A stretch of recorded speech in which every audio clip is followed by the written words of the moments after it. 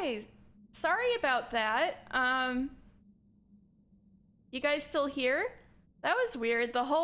Everything just froze up. Like OBS completely froze up and stopped streaming. That's never happened before. Hey, I hope I didn't lose all you guys.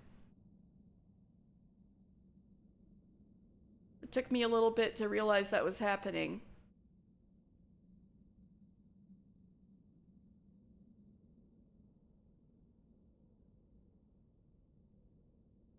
All right, let me see. Let me put the notification back out. I didn't suddenly stop streaming, I swear. OBS just collapsed on me. What is it, Stella? Oh, Kitty's like, yes, you did stop streaming. Okay, well, I guess I'll just continue with this. There you guys go. All right. You've stopped to admire the light glinting off the water of a shallow circular lake when you notice some strange rocks near your feet. They're pink and red, bobbing in the shallow water at the shore. The rocks are flashing golden yellow. This one, then that one, then a pause, then that one, then the first one again. You thought it was reflected sunlight at first, but no, the rocks themselves are glowing. I'm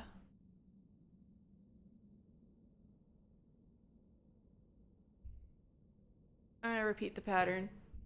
You play a memory game with them, touching the stones in a pattern that they give you. You feel emotions coming from the rocks. Affection, interest, gratefulness. Somehow you understand they like contact. Oh, these are cool rocks. Are they creatures or rocks? Sometimes the lines between the two can be blurry on Vertumna. Maybe they're babies of the other guys. They can't move, but to learn about the world from creatures who pass. They can't move, but learn about the world from creatures who pass by and touch them. Like the way animals rub to leave their scent, these rocks entice animals to play with them and leave information about the world. You get the sense they're excited for your new scent. To what end, you don't know. That's so cool. What the F? So cool.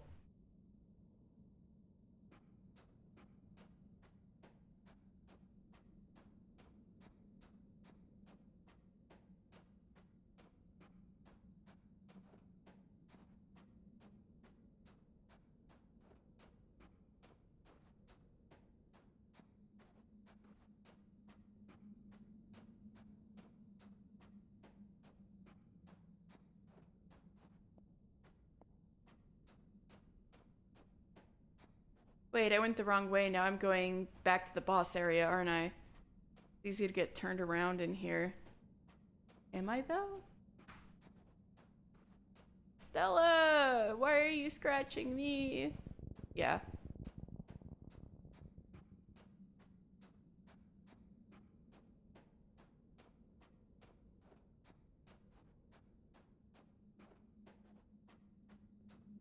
Maybe OBS freezing up and crashing was Stella willing the stream to end so I can pay attention to her.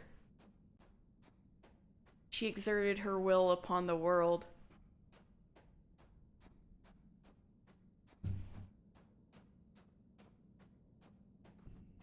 Oh, a root.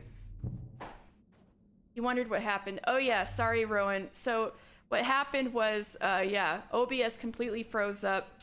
I'd never seen it do that before. That was a first for me. Yeah, sorry about that. I didn't even realize it had stopped recording. It froze up that badly. I thought we were still recording and that you guys just couldn't see anything move. I had to go to Twitch to realize that we weren't recording anymore.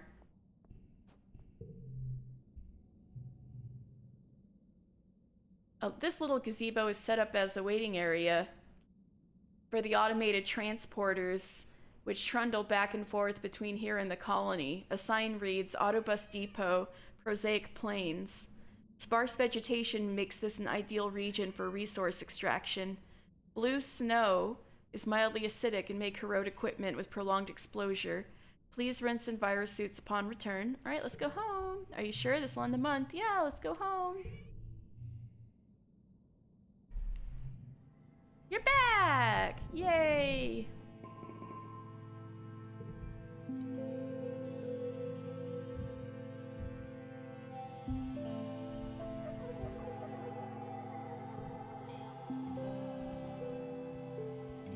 Alright, well, I'm gonna have to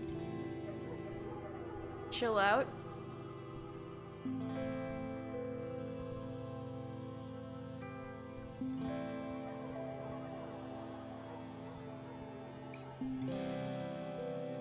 Oh, Rowan, by the way. Are you there?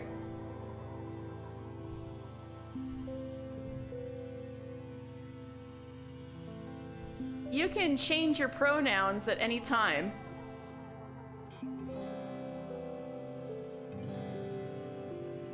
And you can also change your mind about how you want your appearance to look in your late teens at any time. Actually, I'll have to test that when I'm in my late teens. Maybe... Oh, wait. Yeah. Maybe I can actually change at will. I'll have to see if it works that way.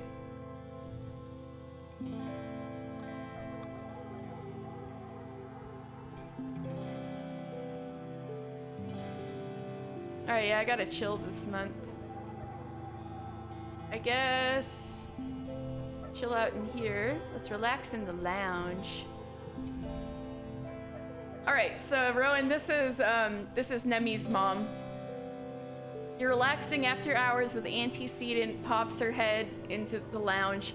The kitchen, she announces in an artificially sweet voice, is looking for someone to help with part-time cooking duties. Someone young, someone responsible, someone organized. You, like me? Someone, she stares pointedly at the teens in the room, who might have too much free time on their hands. I'll volunteer. I know, her hair is so pretty, I agree.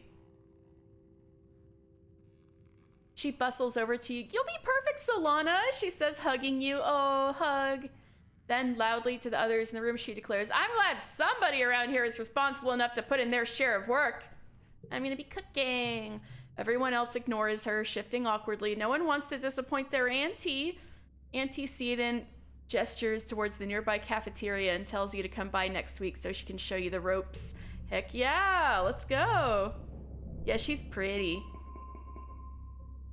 She helped raise all the kids.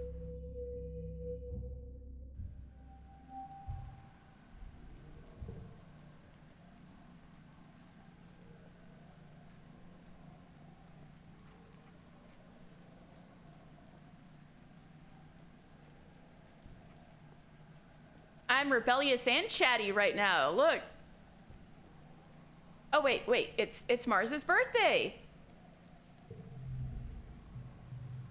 Oh yeah, wait.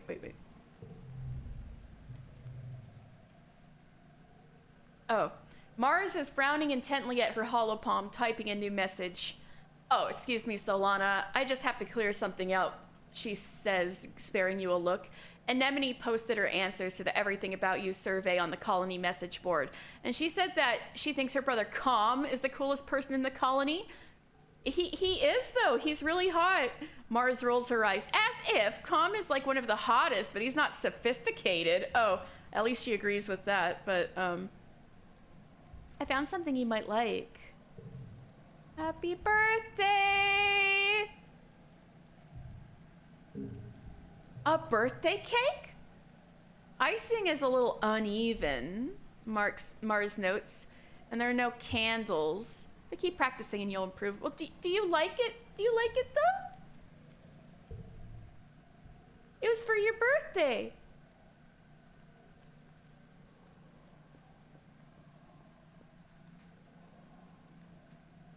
Actually, speaking of which, how are we looking on our relationships? So Tangent and Mars, we're really close with. Cal is actually behind compared to everyone else.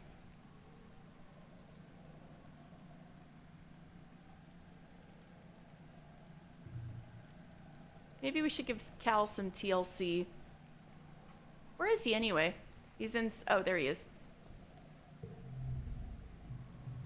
Cal looks up from his planting. What's up, Solana? Want to help? I got a lot of seeds to get in the ground.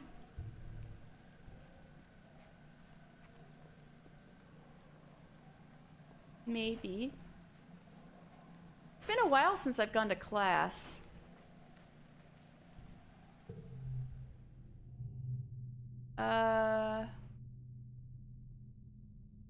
You know what? Since I'm feeling chatty, it's been a while since I've gone to work. What does the notice board look like? Dangerously low? Uh-oh.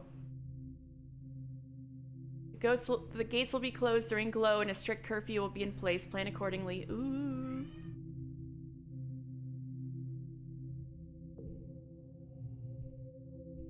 Alright, let's deliver. Let's work in the depot. Mars calls the meeting of the Secret Fun Times Club together.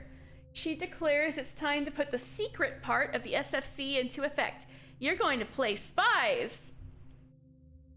First of all, the adults know something about the attacks in Glow that they're not telling us, Mars asserts. There's a council meeting starting soon, just down the hall. We're going to investigate. Nemi crosses her arms. Not gonna do it, she says. I didn't sign up for any get in trouble club. That sounds like coward talk. It's insulting to think that the adults are hiding information from us, Tange points out. If there's something dangerous out there, we should all know. Yeah, Cal agrees. If something is making the animals attack us, maybe we can help figure it out. That way we don't have to hurt the animals. I want to be a spy. Spying is wrong. I don't want to get in trouble. I want to be a spy. Mars nods. Okay, whoever wants to come, follow me. And stay quiet. You, Tange, and Cal join her. I'm surprised that Nemi's the only one who's not down for this. I would have thought the opposite. You, Tange, Cal, and Mars creep down the hall toward the council room. It's still empty. Good. Mars pulls a small crystal object out of her pocket and shows it to you. It sort of resembles your holopalm. She whispers, it's a 3D camera, like the kind they used to record holovids. Solana is going to hide it in the council room. Why me? Sweet, time to use my ninja skills. I'm not sure about... Yeah. Why me? Because I don't want to get in trouble, Mars says simply, and drops the crystal in your palm. Hey! But this was your idea. Mars nudges you forward. Then the three of them giggle and scurry back to the club room. You're on your own. All right, I'm gonna pretend to be cleaning. You grab a static mop from a panel in the wall and vigorously wipe the floor as you enter the empty council room. You work your way over to a potted antler fern and drop the crystal into the pot while pretending to dust it. Success! You casually make your way back out of the room and rejoin the others. Mars beams at you. Good work, Solana. Now, oh, shh, it's starting. The four of you watch the feed on your holopalm as the council members enter the room. They start with some formalities, not all that different from how Mars starts your club meetings. Antecedent gives the first report on domestic matters. We've almost finished construction on the next phase of the living area, she says. Other than that, we're doing well. I just realized this is the first council meeting I've ever seen. Instance gives the report from engineering. We've researched the electrical bugs the children discovered had been chewing through the wiring. She says impassively, even in great numbers, they provide far too little energy to make them a viable alternative energy source. However, their power efficiency is up across the board due to our efforts in exterminating them. Oh, our power efficiency. Yeah, good. You just gotta get rid of them. Your mom clears her throat. I'm afraid the news isn't as good from geoponics, she says, tapping her fingernails on the table. With having to destroy this entire year's crop of pixie beans due to the way it caused hormone fluctuations in the kids. Really? They did? Shit. We're back to eating ship rations. She sighs and looks down at her hand. If we cannot secure an alternative food source and get it in the ground quickly, We will run out of food by early next year. What the fuck? Udicott gives your mother her full endorsement. Rhett gives the report from defense. We're working on a strategy for dealing with the next Xeno attack. Utopia cuts in. On that note, there's still the matter of our scanners picking up that broadcast, but only in glow season. Broadcast? This is new. She says, standing up and putting her hands on the table. It has to be connected to the attack somehow. We should investigate now. Udicott shakes her head. It's far too dangerous to go recklessly off into the wilderness towards the back half of the year. She says, remember what happened to Tonin? Is that how it happened to him? The other council members go quiet. I won't be responsible for endangering more colonists, Udicott continues. If something is out there during glow, I want to try to investigate it when things are more calm. Utopia slams her fist against the table. If we don't investigate soon, we'll all be in danger, she shouts. We can't keep living like this. Rhett also stands up and points his finger at Utopia. I'll be the one responsible for telling the family of your explorer that they didn't make it back, not you.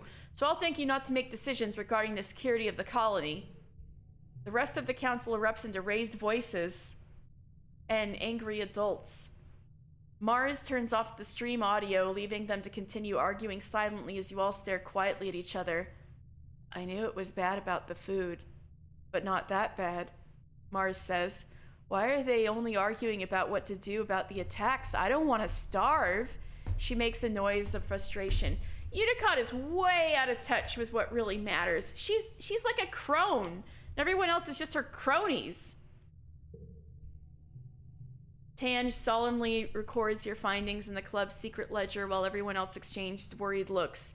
You're not so sure you're happy you heard any of this. Yeah, holy shit.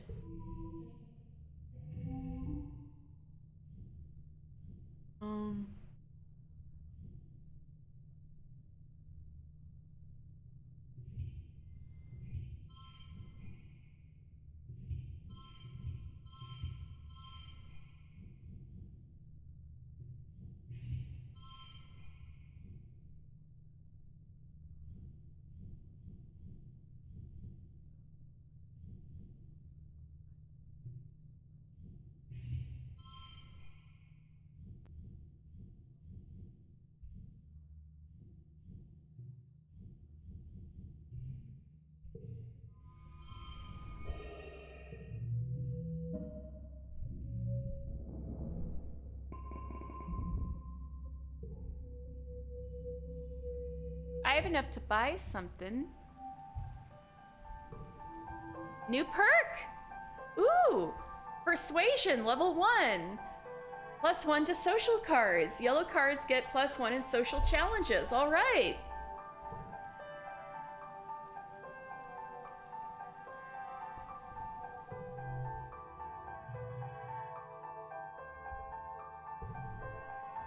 Oh, this is new. Gardening trowel. Wait, no, that was there before. Biology, persuasion. Get another cake for somebody for their... I don't know that many birthdays.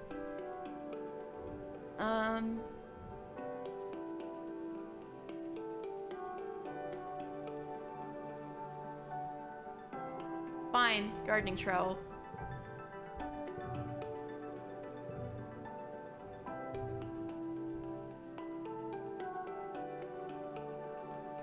Oh, but I can only equip 2 things, right?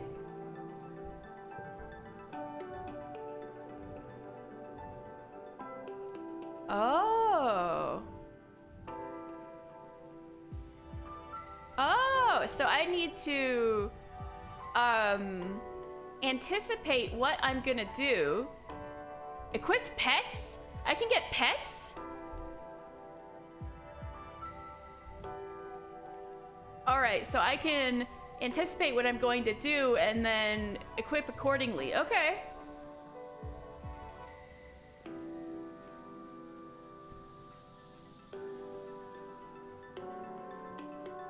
Alright, been a while since we got into class. Let's study engineering.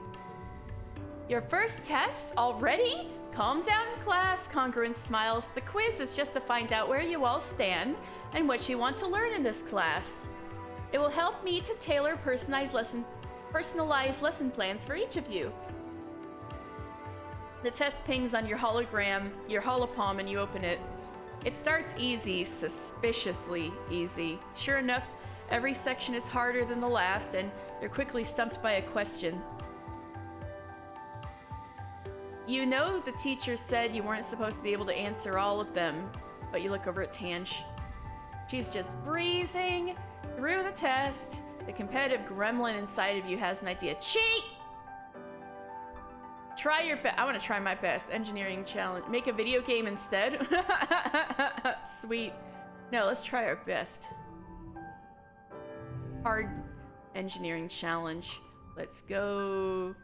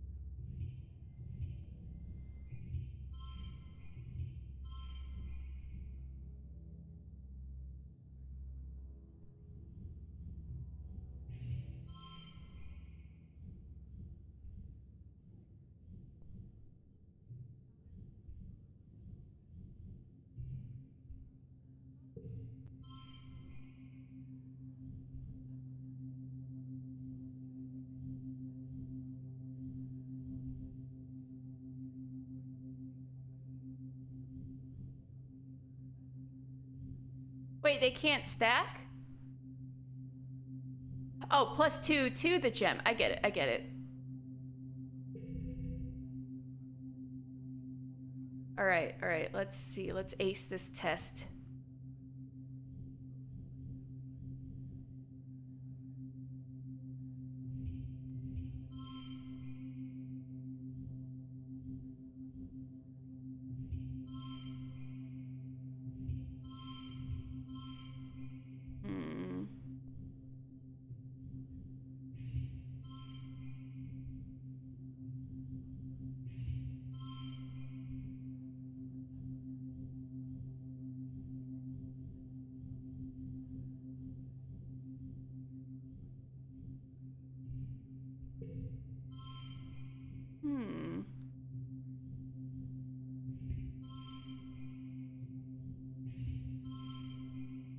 Ooh, getting closer.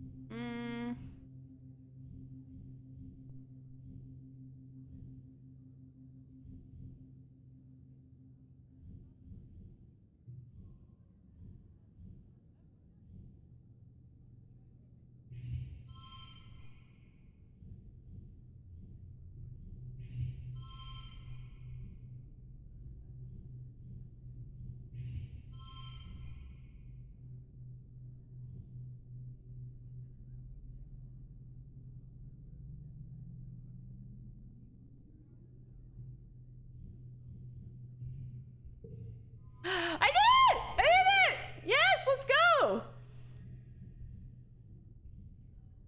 Big brain moment at the last second.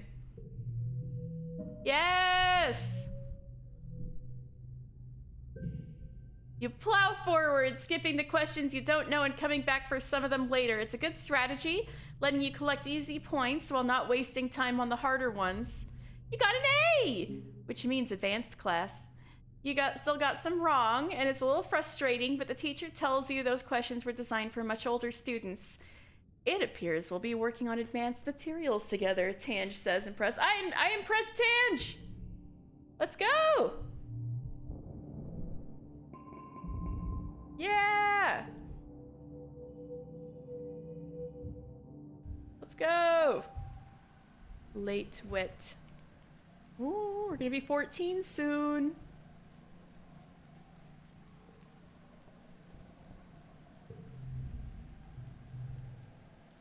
My reasoning isn't 40 yet. Science is the language of all things, even on a planet such as this, Tange says. As foreign as it seems, all living things act according to their biology. Tange tilts her head. And as biology is simply applied chemistry, which is simply applied physics, this means anything that is observable and many things that are not are governed by the rules of mathematics, which are as elegant and as constant as when the universe began. All right, whatever. Ow, Stella. Leave me alone.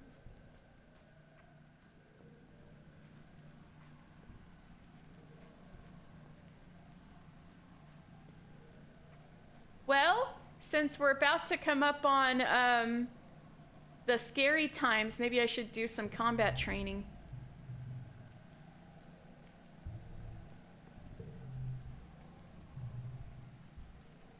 Lookout duty. That +3 perception. Yeah, let's toughen up.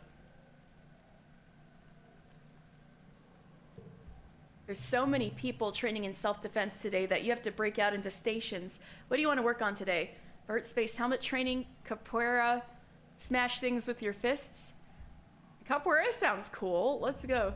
Nemi's been studying the videos of other martial arts and wants to learn some sweet dance moves to show off in class. She needs a partner and you jump at the chance. Rhett watches you both, a skeptical look on his face. What does this have to do with self-defense? He says, the point of all this isn't to have fun, it's to learn how to not die. Whatever, you're too busy learning to do a sick hand spin to pay attention. He rolls his eyes and stalks away, muttering about how you're wasting your time. You feel more in control of your body, though, which is undoubtedly going to help you in an actual fight. Yeah, let's go. We get to look cool as we defend ourselves.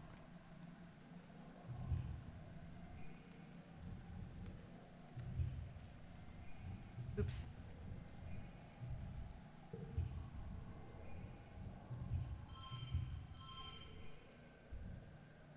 Oh, come on.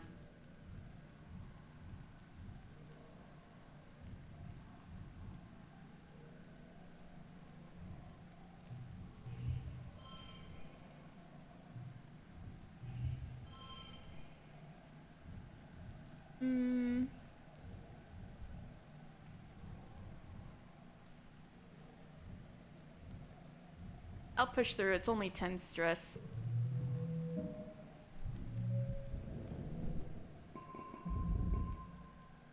What is it, kitty? It's been a long month of being cooped up indoors while it poured rain and everything got too muddy and gross to play outside. You and the other teens are in the lounge, again. Everyone's getting a little antsy. Tangent and Cal are bickering about something, and Dis must be bored enough that he's letting Mars paint his fingernails. Yes! Dis is getting his fingernails painted. He's becoming a true goth. Nemi is trying to do a dance she learned from watching holovids. Nemi and Mars should do a dance routine together. And she's failing miserably. The sound of her music fills the room. You're starting to feel a little off too, but like, it's weird. Like, you want to yell, but at the same time you want to take off all your clothes and streak through the colony square. Oh, you got cabin fever. Nemi dances a little too close to Mars's collection of nail polish, bumping into the table and sending them all and herself down to the floor. Hey, watch it, Dis snaps. Dance your stupid dance somewhere else. It's not stupid. Nemi sniffles from the floor. You don't have to be so mean to me. Boo-hoo, Mars teases. What are you gonna do, dance about it? Oh, you're all so childish. Who even cares? I like how Mars used to bully Dis, but now they've banded together. Hey, everyone just shut up. Ooh, Cal got mad. Cal exclaims from across the room. Honestly, you all fight all the time. You stay inside where it's nice and dry, and you don't appreciate how hard everyone else is working. It's just whine, whine, whine. You're not better just because you work outside, Tange joins in. You're not special, Cal. If I wanted to, I could work outside. She opens her hollow palm and flies her fingers over the screen. There, see, next month I'll be working in geoponics. How do you like that? Then you can nag to me about my soft hands all you want. Uticott pokes her in from the command corridor. Children, keep it down. We can hear you all the way from the bridge. Everyone goes quiet for about a second and then explodes into arguing again. Uticott throws her hands in the air and retreats into the hallway in defeat. Time to go wild. Yeah, fight, fight, fight. Everyone just shut up. Calm down, everybody. Time to go wild! Somehow, the rambunctious group tumbles into your quarters. Thankfully, your parents are out. Everyone keeps fighting, and it's starting to get it's starting to get physical. Mars and Nemi get into a shoving match, and Cal and Dis join in too. Tangent yells from the sidelines, cheering when Mars knocks. I know, right?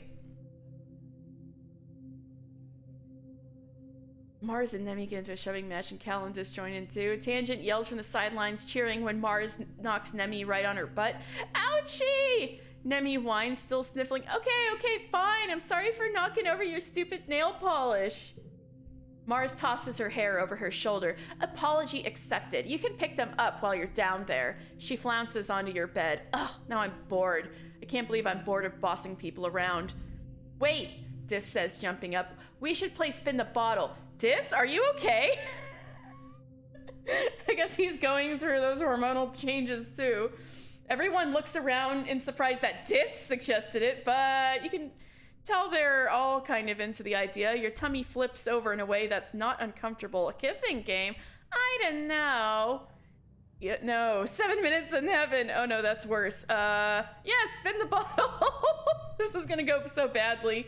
Everyone giggles nervously, but more courageous voices prevail, and soon you're grabbing a bottle to spin and sort out partners. Oh boy. Your palms sweat as the bottle spins on your turn, spinning until it falls on Dis. Oh my god, look at the kissy one. Everyone hoots and hollers Dis, but he looks completely unbothered. In fact, he looks excited. Does he have a crush on me? He unbuttons his shirt collar and slicks his hair back. Dis, giving you an exaggerated eyebrow wiggling come hither look that sends everyone into hysterics. What do you do? Dis! Give a little kiss. Give everyone a show. Refuse. Ew. I'm gonna give him a little kiss. You dutifully give Dis a little peck on the mouth. It's nothing special, and no one even really laughs or anything. Everyone keeps playing, but the bottle never lands on you again. Mars and Tangent both get each other on their terms, making Tange go completely red, as both times Mars plants a chivalrous kiss right on her lips. The next day, you all feel terrible. It's not like we drink alcohol. It feels like your arms and legs are made of lead, and it takes so much energy to do anything. You can barely make it out of bed. All the energy from yesterday has been drained out of you, and then some. What? Okay, this doesn't seem normal. Maybe this is the pixie beans. It lasts for a week. Some of you can't even get out of bed, and when you do, yours moods are all over the place. Aggressive, sulky, impulsive, until your batteries run out and you sleep for over 12 hours straight. That doesn't seem right. You're resting in the lounge with your friends, watching holovids and grazing on roasted pixie beans, when your dad and chief engineer Instance come storming through the door. You! Instance snaps, smacking a bowl of pixie beans out of Mars's hands. Stop eating those this instant. It was the pixie beans! I didn't realize we were still eating them.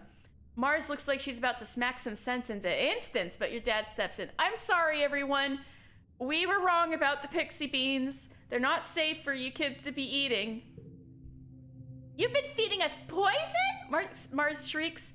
But we overheard the council meeting. We know exactly what's up with them, but maybe it didn't sink in for them. Oh, ew, ew, ew, ew. Do my dads know you tried to kill me? Your dad spreads his hands. No, they're not. Don't worry, Mars. Calm down. They're not poison.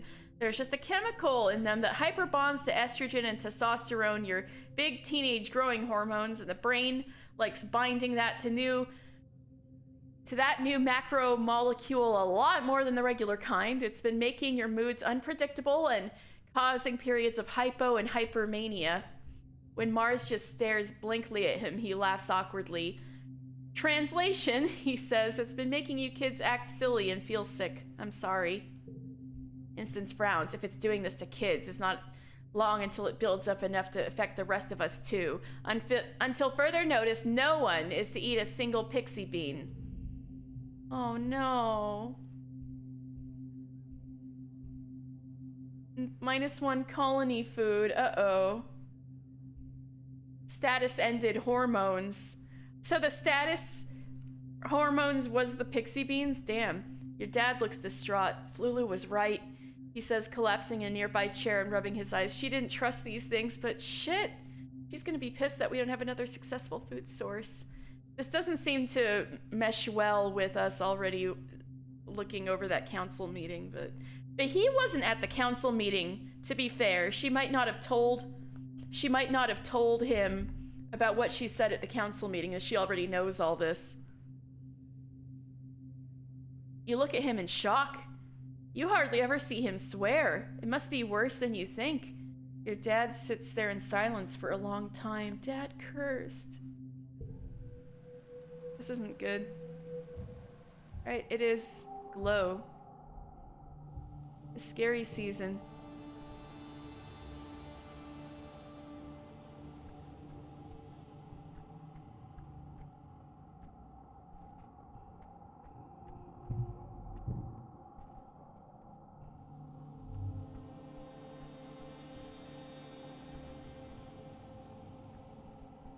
You know, I'm looking rather stressed out again. Maybe I should just rest again.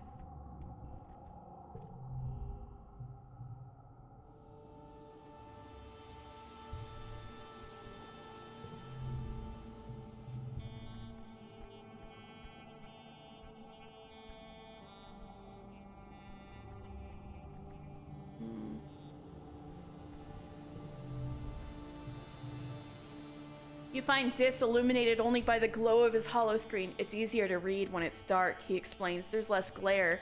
This is the best season. Of course the little goth boy thinks this is the best season. It's closed. You're way too scared to go outside during glow season, and besides, the gates are closed.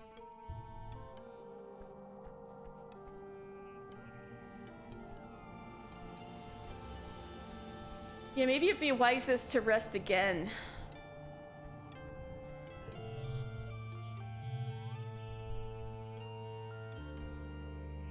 Alright, let's... Stella, you're rubbing the microphone again. Alright, let's relax in the lounge. You're hanging out in the lounge and watching vids when Mars pulls you up out of the cushions. She has a devious look on her face. Solana, it's your lucky day. You get to clean my bedroom. How is that lucky? Okay, fine. Right, how is that lucky?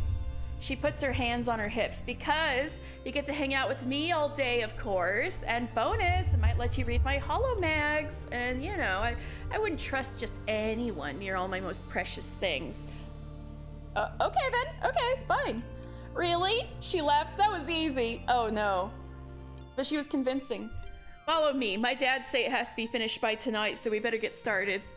Mars's room is worse than you expected. The door barely opens because there's so much junk in the way. Goodness gracious, Mars.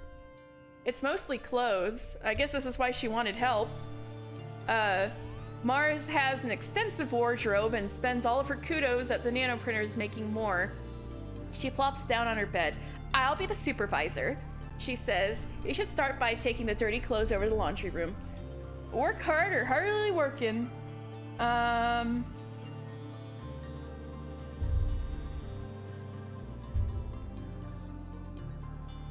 Nah, she needs the help. I'm gonna hardly work. You dawdle through your work slowly. Mostly just look through her stuff and play around while she reads beauty magazines on her hollow palm. You take turns doing personality quizzes to try to guess what next season's colony fashions will be. Hello, oh my god! You didn't tell me your dads were hot, Mars? Rowan, are you there? This is Mars's dads. Hello, princess. Mars's dad's Uncle Al and Uncle Bernie pop their heads through the door after a few hours. They're everyone's uncles, and as usual, covered in a layer of dust from the sawmills. So that's where they work. No wonder we never see them. They work outside of the colony. How's the cleanup going? Mars scrambles to turn off her hollow palm and jumps off the bed to help you pack away the last of her school supplies. Oh, I see. Uncle Bernie puts his hands on his hips. You recruited a friend to help, didn't you? So Lana, he asks you, did Mars clean too, or you did all the work? It was me, all me. And did she offer you kudos for your hard work? Uncle Al asks. You shake your head. No. Should she have? Al gives Mars a disappointed look. That's odd, because she knows she gets her allowance for doing her chores, not just for being our perfect little girl. Oh, you're gonna get it, Mars. They tell you to finish up and get ready for dinner. After they leave, Mars looks a little put out by the exchange. My dad and Papa are the best, obviously, she says, but they're always trying to teach me these lessons. Don't they know being this fabulous is hard work too? She pouts. She swipes her hollow palm to give you a couple kudos. Your share of her allowance. Stick with me and I'll teach you to be fabulous too one day. That was fun. Got to meet her dads. Another year, another glow. Everyone's pretty sure there's gonna be another attack this year, so the colony is on high alert. You're collecting glowflies in the geoponics gardens with Cal and Nemi when the sirens begin to wail. You all stop what you're doing and look at each other nervously. Your parents run off to help defend the farms, telling you to get inside the greenhouses and stay quiet. Nemi declares she's going to the walls to watch the soldiers fight. She knows a good spot. I'm gonna watch from the walls this time. You and Nemi race towards the walls and scramble up so you can watch from a safe distance. Did we miss anything good? She pants. Oh, look, there's my brother. Calm, up here. Calm looks around for the source of the voice, squinting up at you when he spots you on the walls. He yells up at you to stay put, and then the animals burst through the gates. The wood splinters in every direction, and Hawkeyes pour in, quickly overwhelming the guards. Hawkeyes are small, but in numbers they're fierce. You watch the security officers manage the chaos. They have gloves that shoot arcs of lightning, and if you watch close, you can practically see the skeletons of the little animals light up from within when they're hit. Cool. Like a cartoon. Look at him go! Nemi cries, cheering for her brother. Get him, Calm! Watch out! Oh, he's okay. She clutches your arm. He's so brave! I want to be cool like him when I grow up. I'm not brave enough to help defend the gates. You could really impress Nemi by going down there and helping out. No, I can't. I gotta stay where it's safe. Eventually, the defense forces manage to push back the creatures. The rest of their broken swarm flee back into the wilderness. You and Nemi slip home before you get into trouble. Interesting. Your parents are arguing quietly at your little table. I'm telling you, it wasn't a fluke. Your mom says they're not just wild animals. They have a plan. The fields, the lights. Okay, your dad replies, taking her hands across the tabletop. We have to tell people what we saw in geoponics. They look up, noticing you in the doorway. Your dad's worried expression quickly changes to a smile. Hey, Rutabaga. What happened to the fields? Your mom stands up. Don't worry about that, she snaps. Go to bed, it's late, and we have a lot of work to do tomorrow to clean up. That doesn't sound good. we're changed a little bit. Oh my god, our face is different. We're 14, everybody! And we got a lot of cards.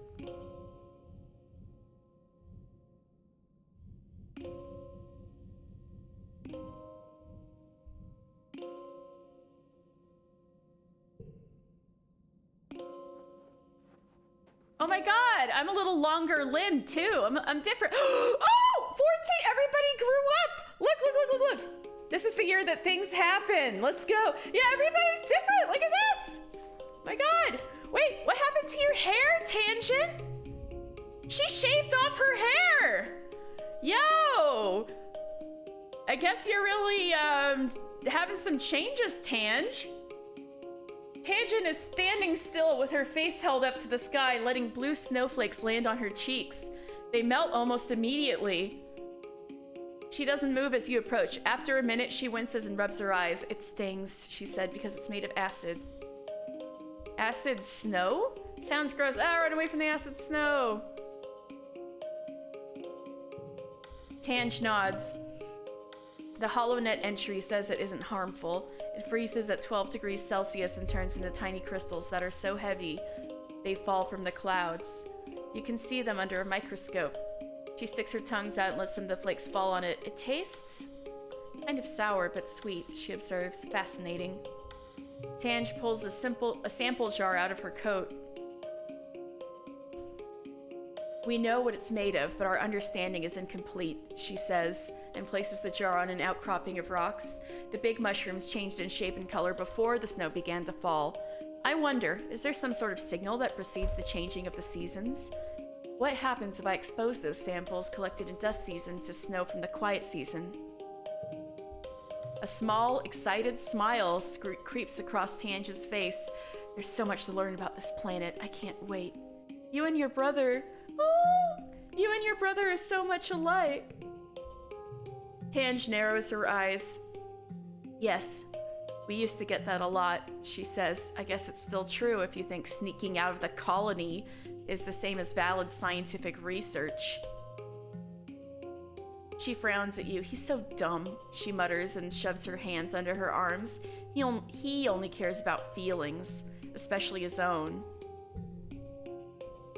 Yo, speaking of your brother, he got tall. Yo, look at him. Oh my god, he's got acne. Oh, talk to Tange again. There was a bug? There was a bug? Oh, shit. I'll call her again. I'll talk to her again after that. I've been learning a lot about systems, Dis says, writing on his hollow palm. Like the water cycle and the nitrogen cycle. Food webs and decomposition, stuff like that. It's pretty cool, even if it's all textbooks from Earth. He looks wistfully out at the wilderness. Oh, he kept his fingernails painted. Look at that. There's so much we don't know about this place.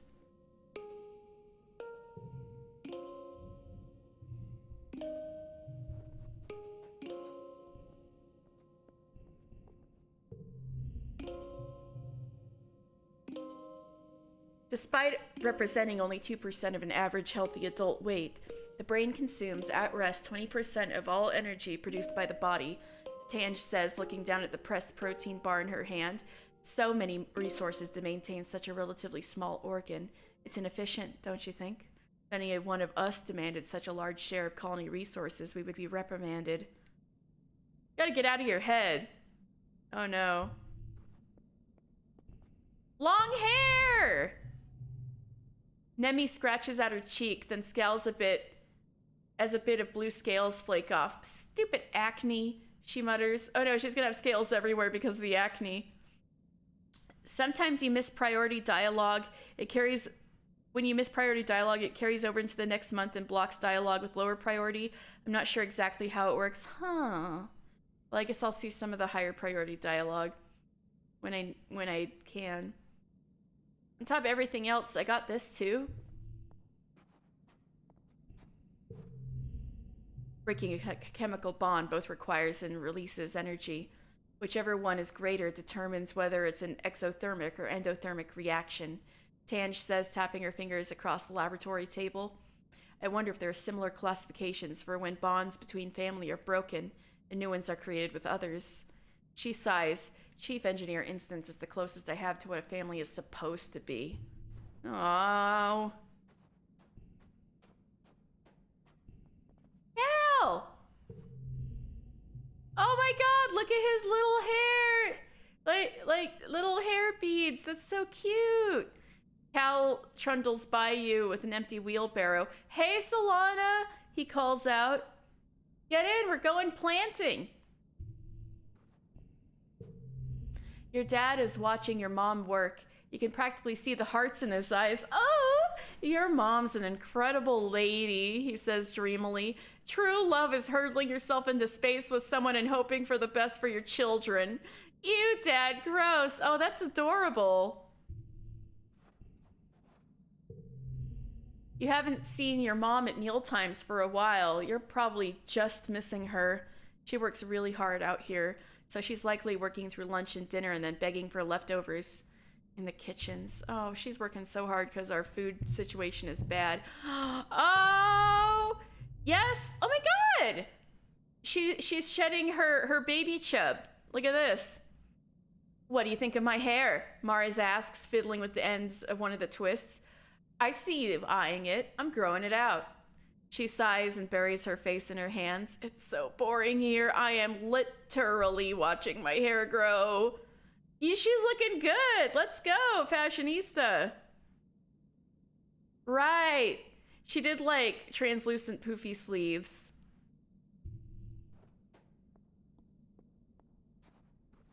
Is that everybody? I guess. Damn, everybody's growing up. I want to help with farming, though.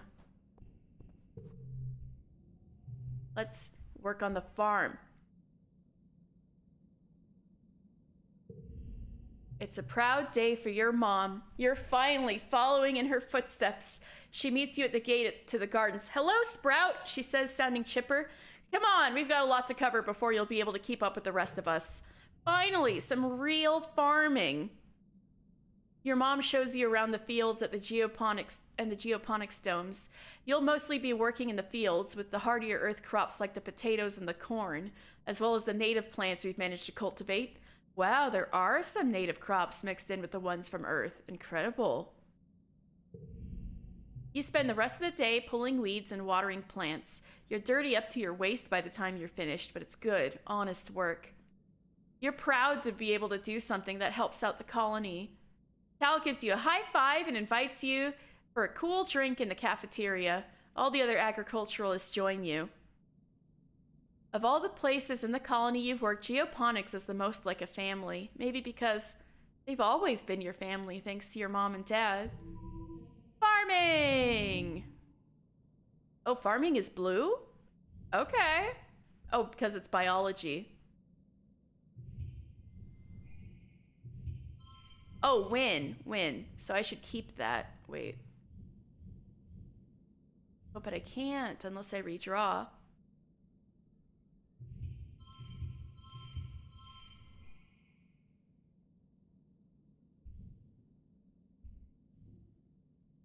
Oh, it's not a challenge. Wait.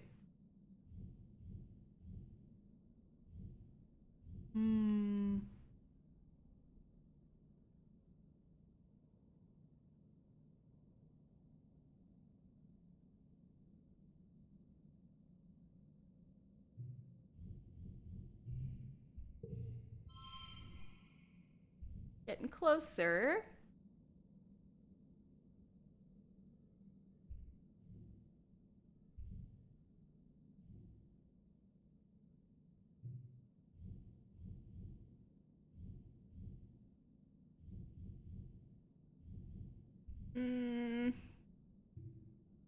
Alright, I'm gonna push through.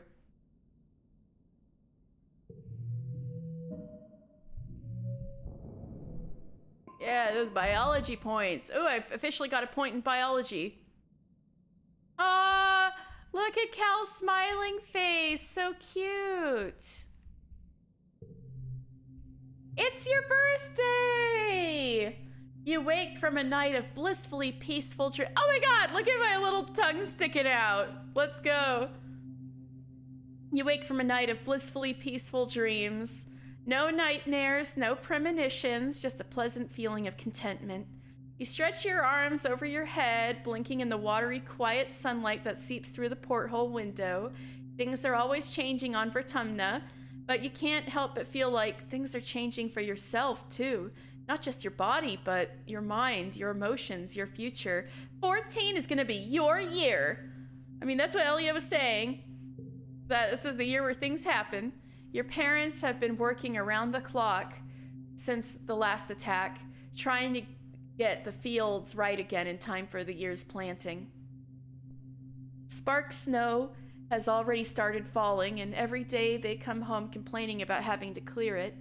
They ask you to ping them when you're awake so that you can share birthday breakfast in your quarters instead of sitting shoulder to shoulder with everyone else during breakfast service in the canteen. You fire them a message and lie back in your bunk, watching dust motes float lazily in the light. After a minute, there's a knock on the door. It's Antecedent! She sweeps into your room in a bustle of skirts and shawls and sits you down in your bunk. Oh, look at you, she says. Happy birthday, beautiful! 14 years old! She leans in and gives you a motherly kiss on the forehead. It's been years since she took care of you in the children's creche, but all the kids still call her auntie and think of her as a close relative. Her sweet baking bread smell is as comforting as it ever was. She sits back and takes a look at one of your hands and takes one of your hands in both of hers. Solana, ever since I held you in my arms as a baby, I knew you were so special, so important. You're becoming a young woman.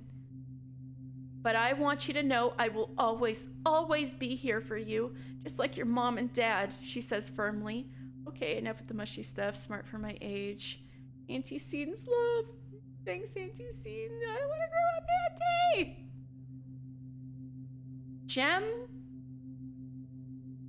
Gem is useful, but also I don't want to grow up, Auntie. Thanks, Antecedent. It's like, do I want to go for the strats, or like, do I want to be genuine?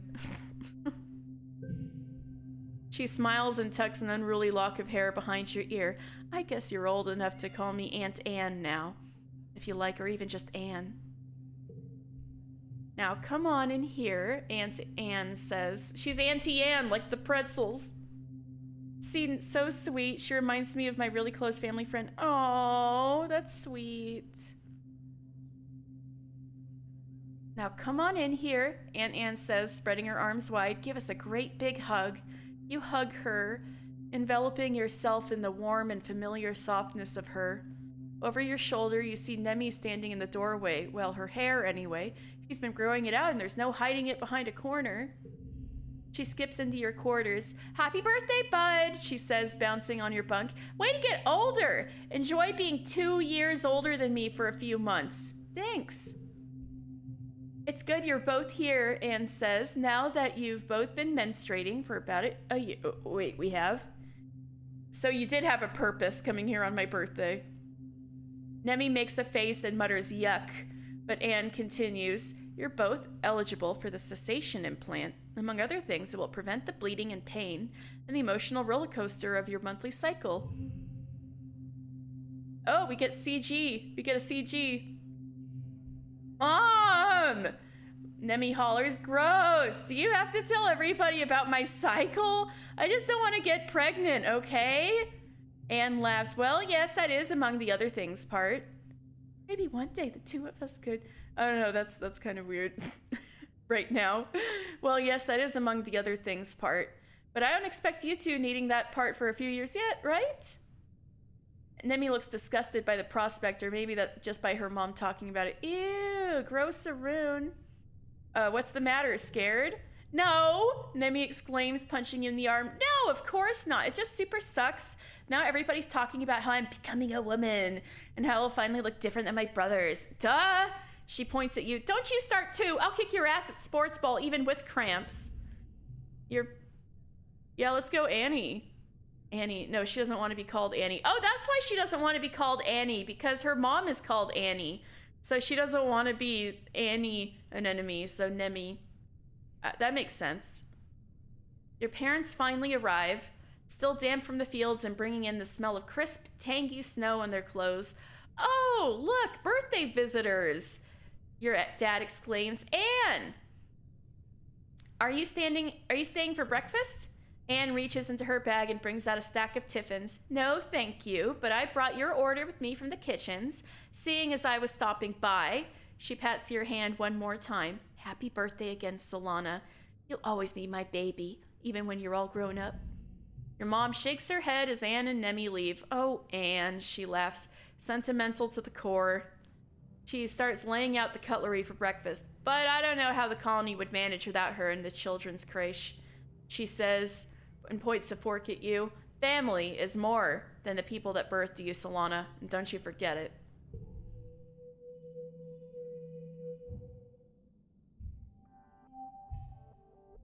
Your blood parents telling you, found family. New perk?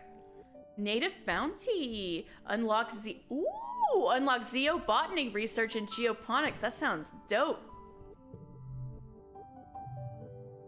Let's explore the Xenobotany lab. Hey, kiddo, your dad says, looking up from his work desk where he's dissecting a huge bell-shaped flower. Can you hand me that separator? I really got my hands in things here.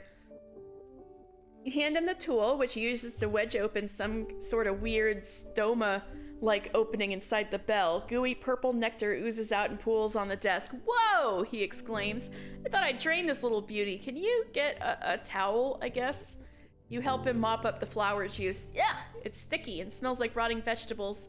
When you're done, he looks at you with pride. You know, I've been thinking of getting one of you kids to help me out with researching native plants, he says.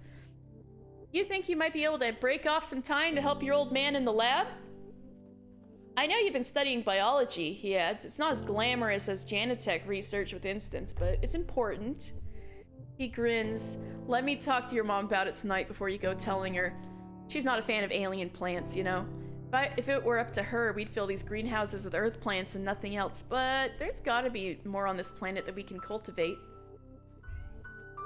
If you find any cool plants while you're exploring, bring them here and we can take a look at them. Well, we have a terrible food problem, right? So maybe that's what I should do today. I should go exploring for plants. I know I haven't finished exploring the immediate area, even though I'm probably finished with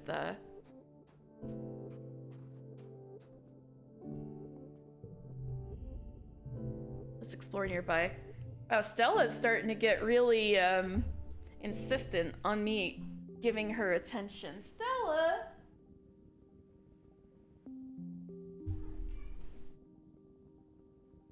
Alright.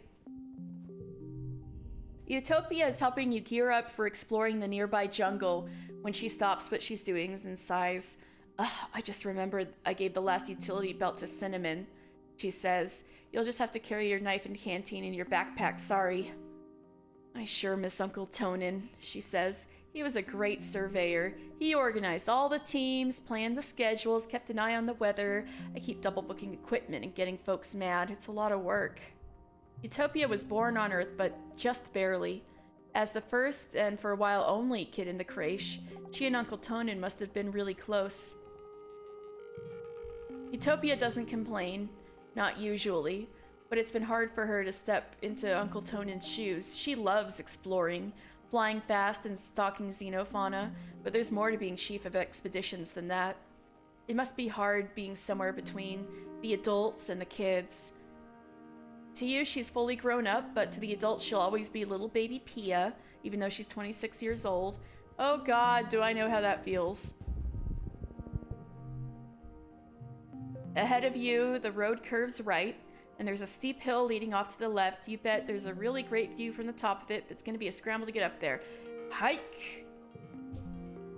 You leave your pack in some bushes at the base, so you'll be lighter on your feet.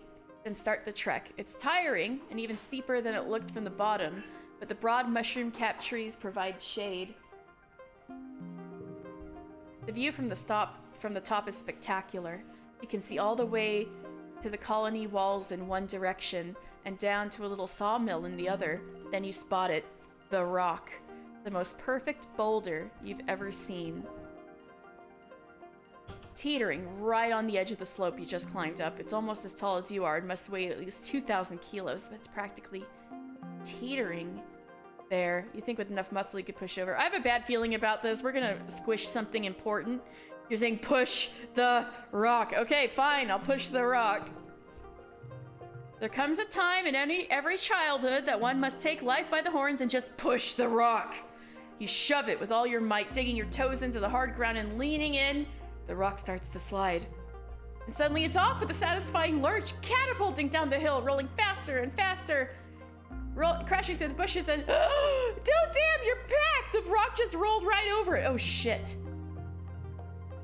Well, I lost kudos for that. Thanks. No, I'm just kidding. We had to do it. You make your way back down the hill to retrieve your bag, now completely destroyed along with all of its contents. Ah, shoot. You're gonna have a hard time explaining this one to your parents. You're gonna need a new pack. Oh, shit.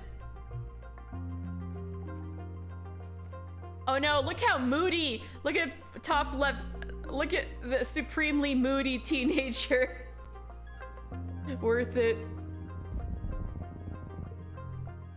You let your mind wander as you're walking and bumble straight into a field of gelatinous blob grass. Totally transparent. The sticky fronds are hard to see, but even harder to ignore, especially once they start glomming onto your boots and slowing you down.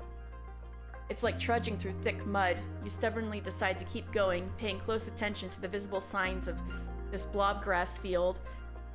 And there aren't many, just an absence of other vegetation. All right, let's look for a path through it.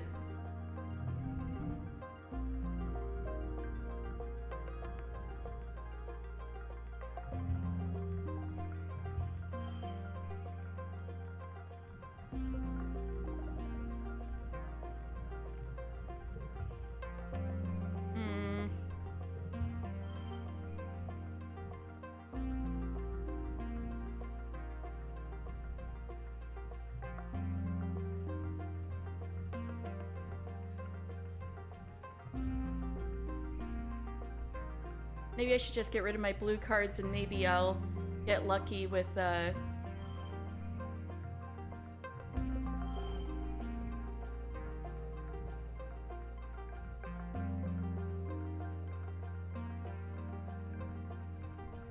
Oh, wait.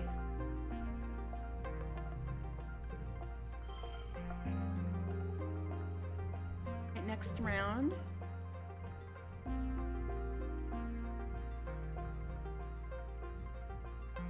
Says a gem.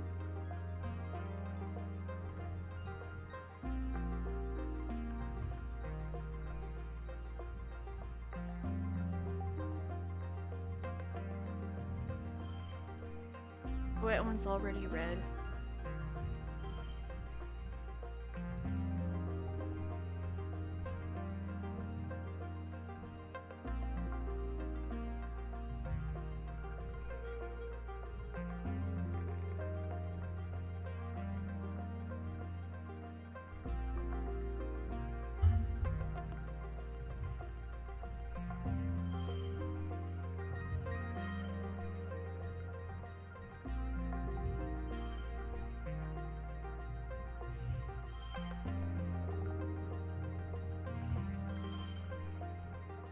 So close.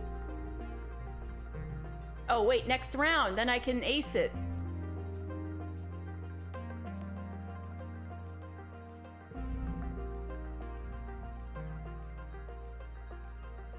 Oh my god, that drawing's so cute.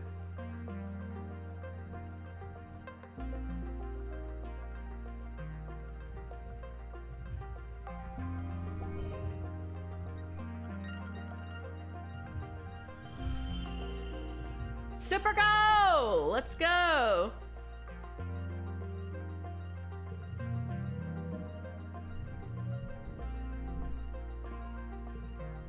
There it is.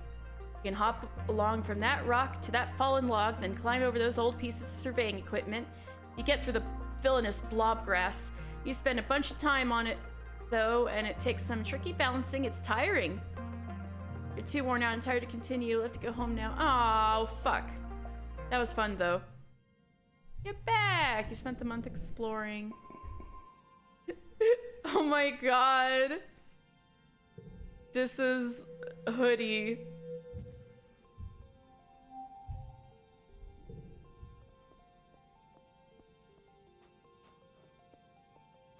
Yeah, I think I need some R&R. Hey, Dis, let's sit on the walls.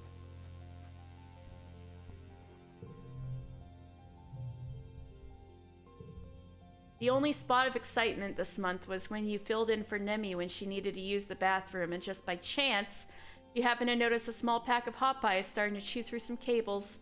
Nemi is a little peeved you got the accolades for spotting them, but it's not like she can complain. You weren't even supposed to be on lookout duty.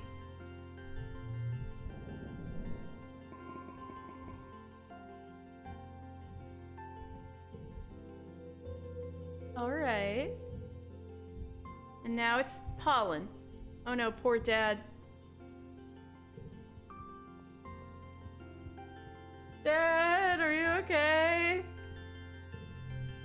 You can hear your dad sneeze all the way from engineering. It's explosive, like he's trying to scare away predators.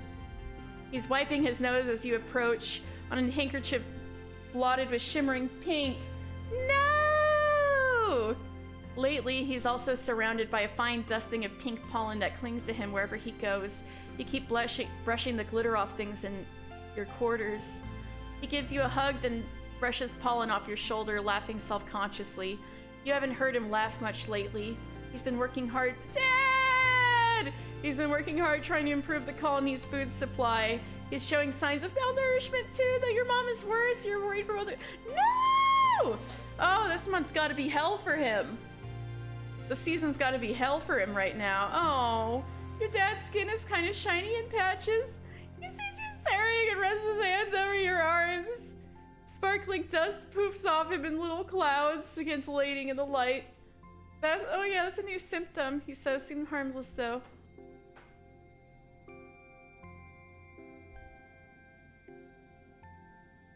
You should see Chief Engineer Instance. Your dad waves you off. I will, he says placatingly. She's as busy as we are these days, though. There's no sense bothering her. He flexes. He's pretty strong, though he's got nothing on your mom. And I'm fine. And I'm doing fine, really. Your dad sniffles. Gosh, I feel like someone stuffed a whole potato pod up my nose, he says. Like I could just stick up there and pop fresh potato juice. Ugh, Dad, gross. He just grins. What? It's true. You follow his gaze out to the fields and to the lands outside the gate. I wonder if the foragers could use an extra hand, he muses to himself.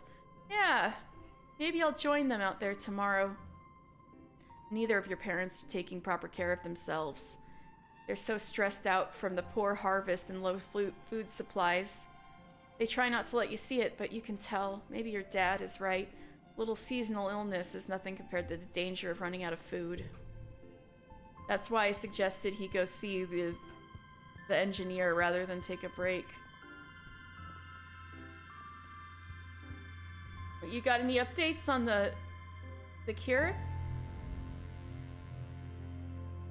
Oh, is this the one you were talking about, Elia? Tangent looks up from her hollow palm, blinking as her eyes refocus in the middle distance and then onto you. Her previously long hair is gone, buzzed close to her scalp. Oh, this is what you meant by a bug. You almost didn't recognize her when you first saw her. You wonder if it was caused by a lab accident or something. Hello, Solana, she says, already cagey. Did you need something? Hair! I mean, what's up with your hair? Tan shrugs. It's too hot here, she says dismissively. If evolution hasn't seen fit to solve the problem, then adaptive behaviors will have to do. I like it. I'm into women with short hair. Look like the backside of a hot pie?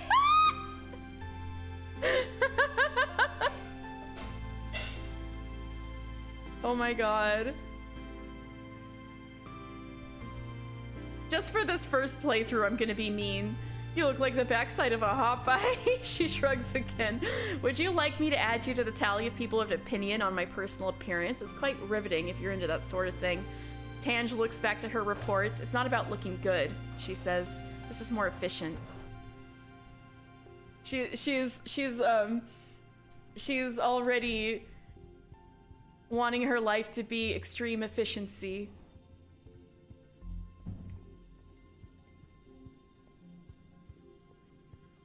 Egg.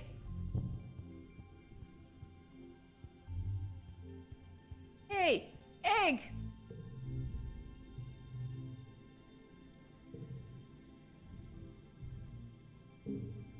Oh, this egg looks tasty. Wait, I can't eat this, right?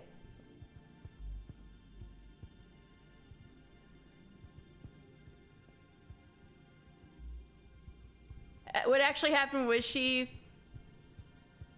got angry and cut it off in a fit of passion. I could see that. Damn. I want to help at the farm. But yeah, let's research xenobiology. Xeobotany, sorry. Your dad introduces you to the little lab they have set up in one of the greenhouses. It's incredible, he says, gesturing all around him. We're surrounded by alien flora, and we know practically nothing about it. What's edible? What's medicine? What can we make fibers with or build with or use in ways we haven't thought of yet? He beams at you. You and me, we're gonna find out, my little potato.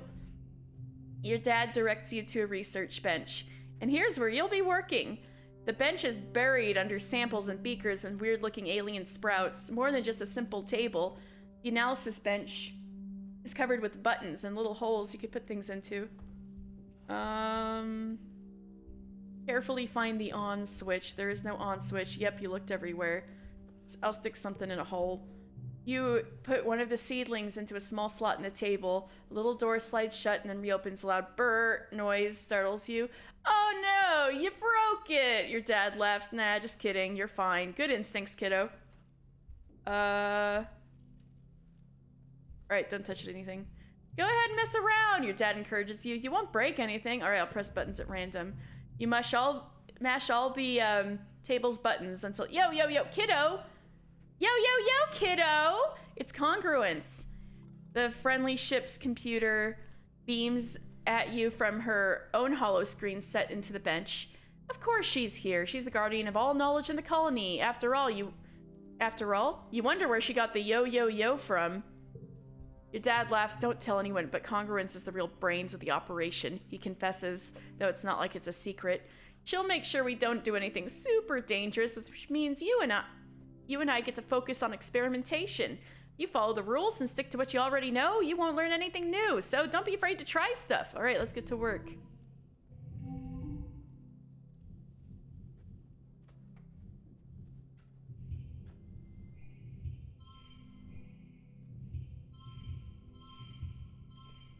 Oh, come on.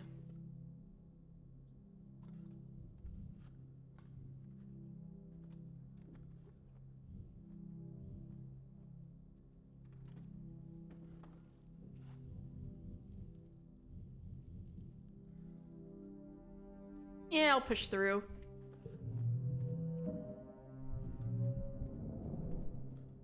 Yeah, that's a mood. Yeah, exactly. You're at lunch with your parents. Hey, I get to have lunch with my parents finally. Sliced soy cakes and watery broth again. Great. When they put down their cutlery and look at each other, then you. Solana? Your mom says there's something we should tell you. We tried to shelter you from some things, but we think you should know why we've been working so hard in geoponics. There's a meeting after lunch. I want you to come with us. Okay. You follow your parents to the council room. Mars has also tagged along, and you take a seat near them as your mom and Aunt Anne stands to address the council. After Uticott officially calls the meeting, she gestures to your mom. I'm not going to mince words, your mom says firmly. All our efforts to increase food production in geoponics have failed, especially given the failure of the pixie beans. The destruction of the fields during the last attack put the nail in our coffin. By the end of the year, the colony will run out of food. The rest of the council murmurs in concern. You and Mars exchange horrified looks. You've been doomsaying about our food supply for 2 years, Flulu. Rhett questions, do you mean to say we're past the point of no return? Your mother nods grimly. I'm afraid so. Even with rationing, without securing a Vertumnan food source, our supplies will run out by wet season. She gestures to Anne, whose face is grave. Anne and I have gone over supplies and come up with food plans. We've crunched the numbers. Your mom sighs and spread her hands. I'm sorry. Geoponics should have been producing better by now. We should have been able to wean ourselves off of soy rations. During wormhole transit, when we lost geoponics in the hull breach, she sighs again. I know I've said it so many times, but our crops just don't grow here. We needed those algae tanks. We needed the microbial soil from Earth. Why weren't we told earlier? Adults screw everything up. Oh well, that's that then. No more food. Colony's dead. GG, better luck next time. I know, game's over, right? It's not Mom's fault. It's not. The survivor of the colony shouldn't rest. The survival of the colony shouldn't rest on one person's shoulders. It's not fair. She's been working harder than anyone. She did everything she could. The council mumbles an agreement. You decide they probably never really blamed her or your dad. The only holdout is Mars, who crosses her arms and grumbles that's clearly a problem with leadership. So what do we do now? Instance asks. Starving to death isn't an option. No, it isn't. Your mom replies, we need to secure a food source this year before our rations run out. We're working double shifts in geoponics, but it's not enough. We need more people planting, tending, turning the soil. We need more hands. I can pull the surveyors and focus on foraging native plants, Utopia offers. Even the young folks can help if they've proven themselves around the survey equipment. We can do the valley! Valley! If they've proven themselves around the survey equipment, I'll send out a hollow message later. We can forage! All right, I want to help. This has been the burden of geoponics for too long, Udicott says. It's time we all step up for a future. The council nods in agreement. Your stomach rumbles ominously. Oh shit. I'm gonna help out though. I'm determined.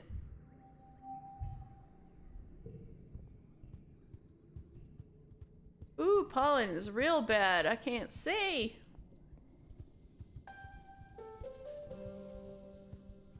Alright, I'm determined. Let's get out there. I've been foraging a lot, Dis says, hitching his bulging backpack up on his shoulder. There's a lot to eat if you don't mind eating bugs and mushrooms. You eat bugs?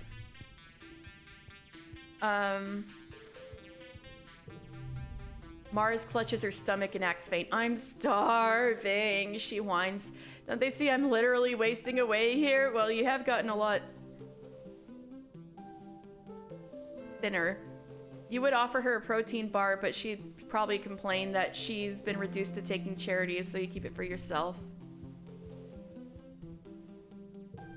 You spot Cal kneeling in the dirt, digging up root vegetables and frowning. They're so small this year, he says, holding him one up and examining it. Maybe there's just not enough nutrients in the soil.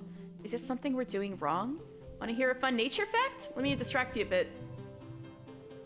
You tell him about the time Tange brought a skunk bug for show and tell in biology, and it got scared and made the worst, most smelliest, grossest stink you had ever smelled, and everyone thought Tange had farted. Then Professor Hal had to clean the whole room, and it took weeks to get the smell out of the bean bags. It was so gross. But also kind of neat how such a tiny bug could make a whole room of kids run away. Cal laughs. I remember that, Solana, except the way I heard it, it wasn't Tange, it was you. Of course you try to brush it off onto me.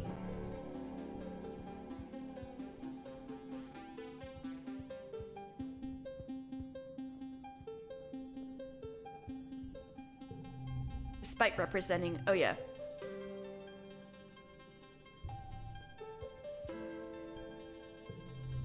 Nemi is in the middle of tying her mane of hair away from her face. Oh, hey, Solana, she says, hair tied between her teeth. Just about to go for a run. Want to come? All right, let's go forage.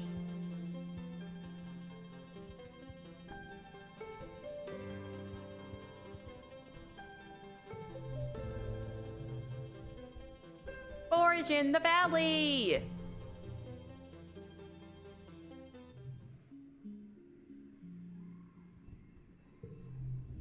Utopia greets you warmly as you muster for your first expedition with the foraging team. Solana! I'm glad you could make it. We need everyone we can get out here right now, boosting our food supplies. I'm ready to sniff out those tasties. Good luck hunting out there, she says, handing you an oversized backpack, more like a basket than a pack. Use your hollow palm to identify edible and medicinal plants, then just throw them in here. I'll sort them back at base camp. Oh, and keep on the lookout for creatures. It's pretty peaceful out there in the valley, but even a little bug will get you if you're not careful. Go slow. Pay attention to your surroundings. If you're unsure about something, don't approach it. Stay on the path and don't get lost. We don't call it the Valley of Vertigo for nothing. Any questions? What's a fine lady like? Wait, you can romance Utopia? Damn. Is she like the oldest person you can flirt with?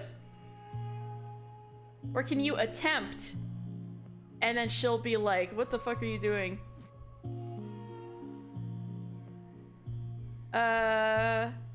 Will Dis be with me this time? Utopia looks like she's trying not to smile. Ah, Dis is good at finding new things. Just not so much the same things over and over. You'll be okay, though, she continues. You won't be alone out there, and you're doing important work. You're about to leave when Utopia snaps her fingers. Hold up, Solana. We're also investigating some species we might domesticate. Those we'll want to tag and capture. Ooh! We can capture animals?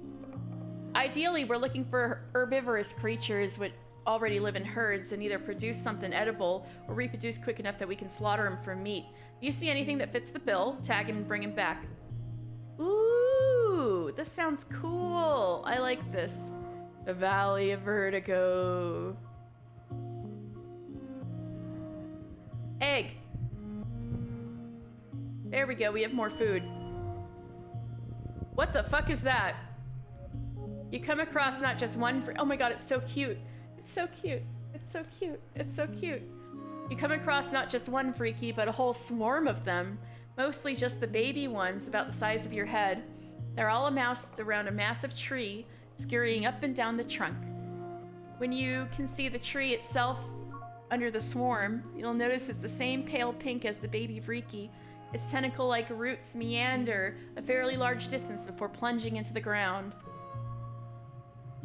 When the Vriki see you approach, they get agitated, and they look hungry. Definitely hungry. Like dozens of hungry grapefruit-sized furry pink spiders, the stuff of nightmares. I can't fight them. I'm not brave. Screw this, I'll find another route. They're that scary? I can't get past them? Ah! Are you kidding me? We're gonna starve if I'm not brave enough to get past this thing?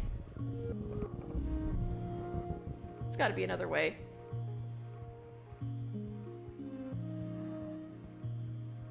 No! Are you kidding me? So basically, I'm gated by bravery to get further in foraging? Was this just a waste of time?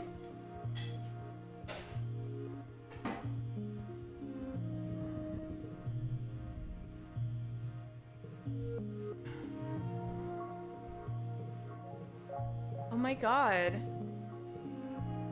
But I can't find another route.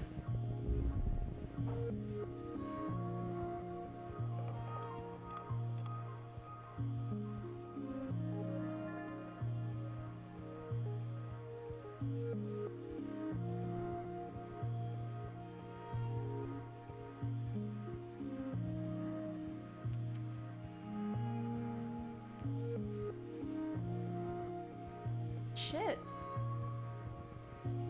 Yeah, this was a waste of time. There's nothing I can do.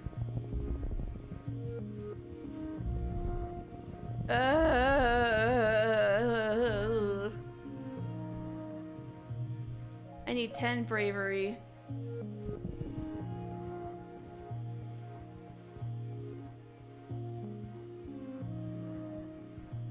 Waste of a month. At least I got an egg.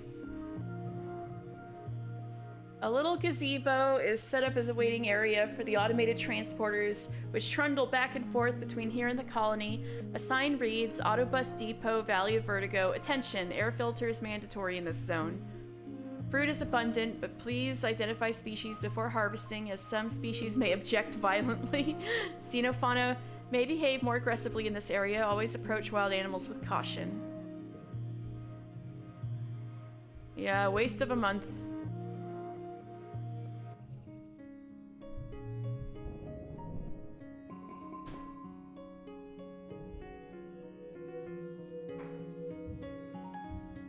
Oh, my hunger puts my toughness down.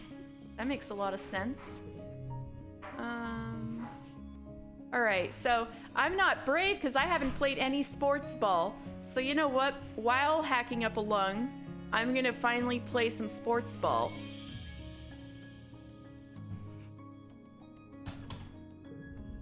Nemi meets you on the court. She's bouncing from one leg to the other in the excitement. My brother Calm is organizing the youth team, she tells you. Kombucha. His whole name is Kombucha? I love him even more. Kombucha offers you a high five and greeting, then tosses a sports ball your way. Let's start with a practice game to see what you're good at. You and an enemy are team captains. Pick your team. Calm will fill in to even the teams, but he promises to go easy on the other side. I'm gonna choose Kombucha. Tom is clearly the best choice. He's 5 years older than any of you.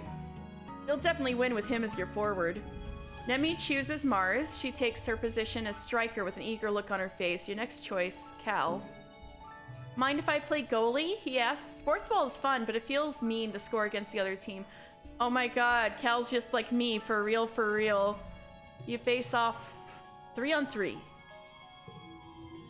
Oh, but I've got extra limits because I'm starving.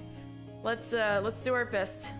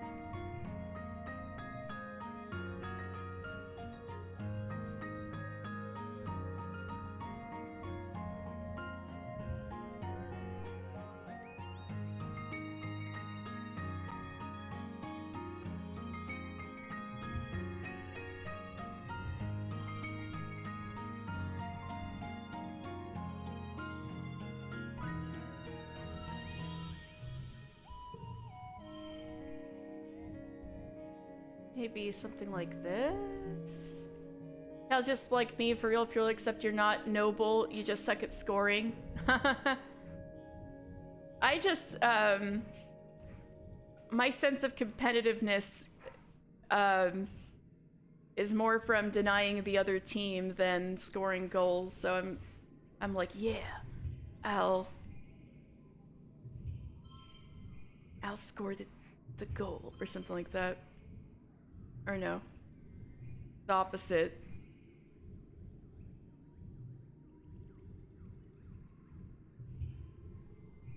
I'm like, yeah, I'll keep. Nothing gets past me. Yeah, that's the thing. I feel like.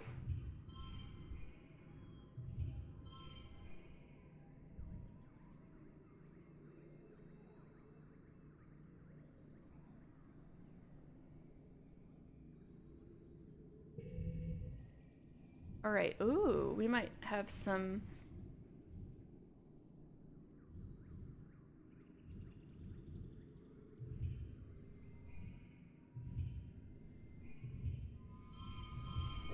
Let's go, a straight! Or not quite as straight, but oh, somehow I got super goals, so let's go. Not quite as straight though, because I had extra cards. You play net stop. Tom could probably run the entire field himself, but each time he gets the ball, he passes it off to someone else on the team. Cal makes an amazing jump save, but is winded when the ball hits him in the chest. The score is tied, with Nemi and Mars aggressively keeping the ball in your zone. Kombucha manages to intercept it and punts it to you. Blam!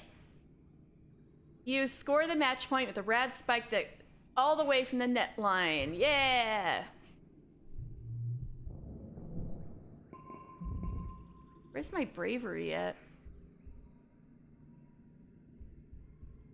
I don't know if that's 10.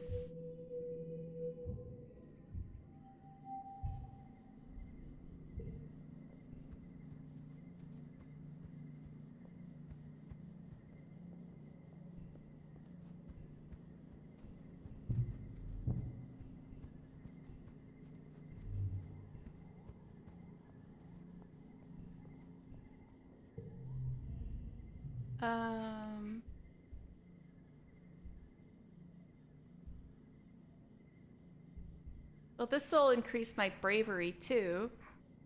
And I have a bunch of events remaining. But I'm only halfway feeling good. I'll go back to, I'll do more sports.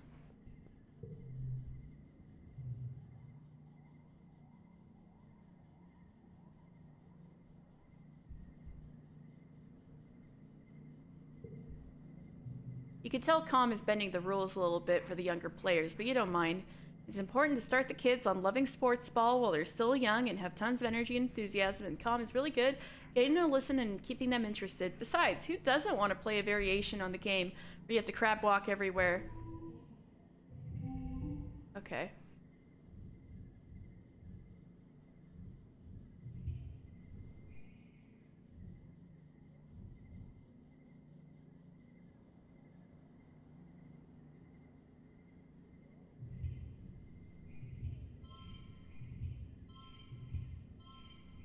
Oh, not quite.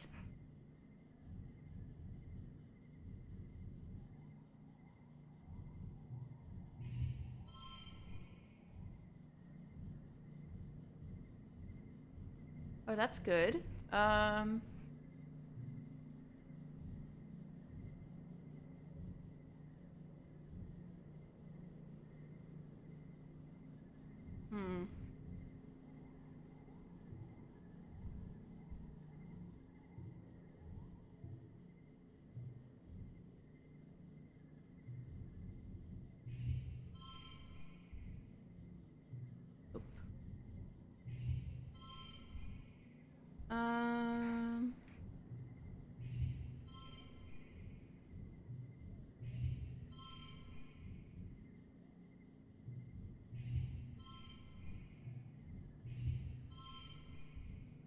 Shit.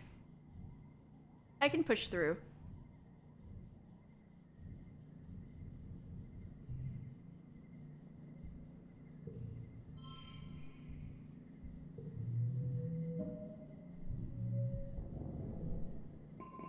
Alright, I got a bunch of bravery for that.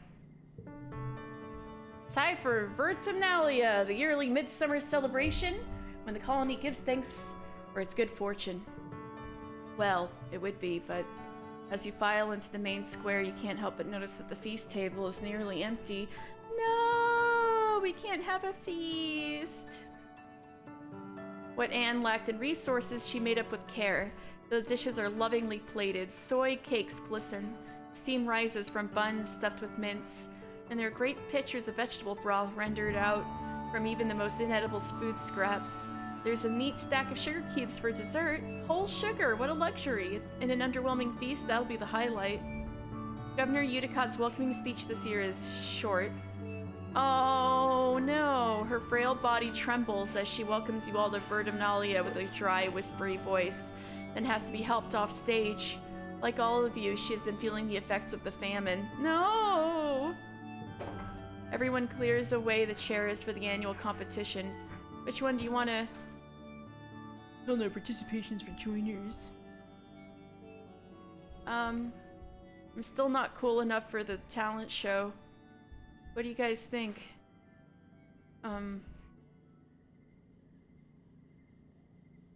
bought pentathlon on the off chance that it gives me better bravery or science fair. Hopefully that'll get our brains going. Oof.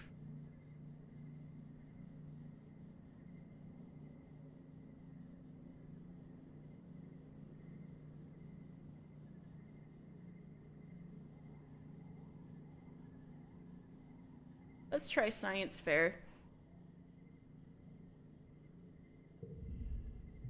You weren't in the science fair last year, but you heard the stories. Tange did something terribly complicated about cell differentiation in Vertumnant species, plant, animal, and fungus alike. She melted down when Dr. Instance pressed her on something. But this year she's all business, back and better than ever. She has not only corrected her error, but added a ton more complexity and depth to her analysis. Instance listens intently and congratulates her on a marvelous comeback. You're up next. Oh god, I'm up against it.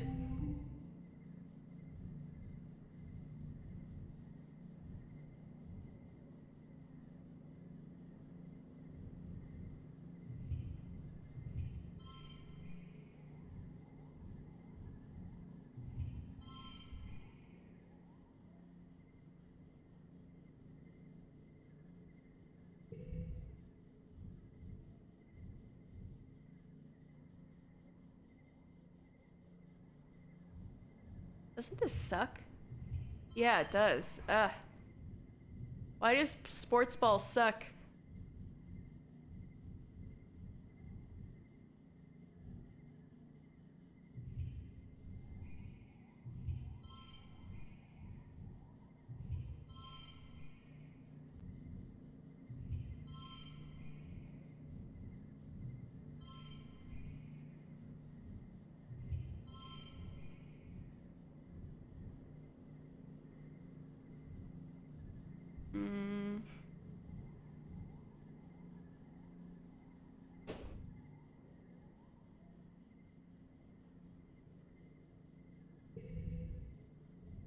Alright, so if I can't make this work, I can shuffle as a last ditch effort.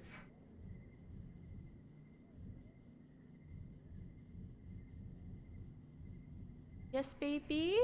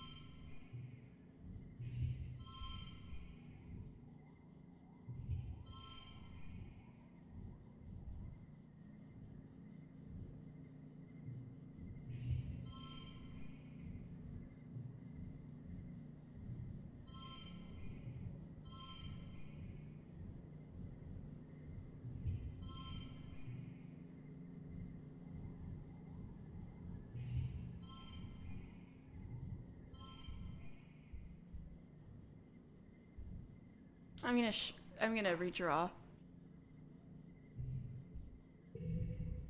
Fuck! Damn it! This is worse.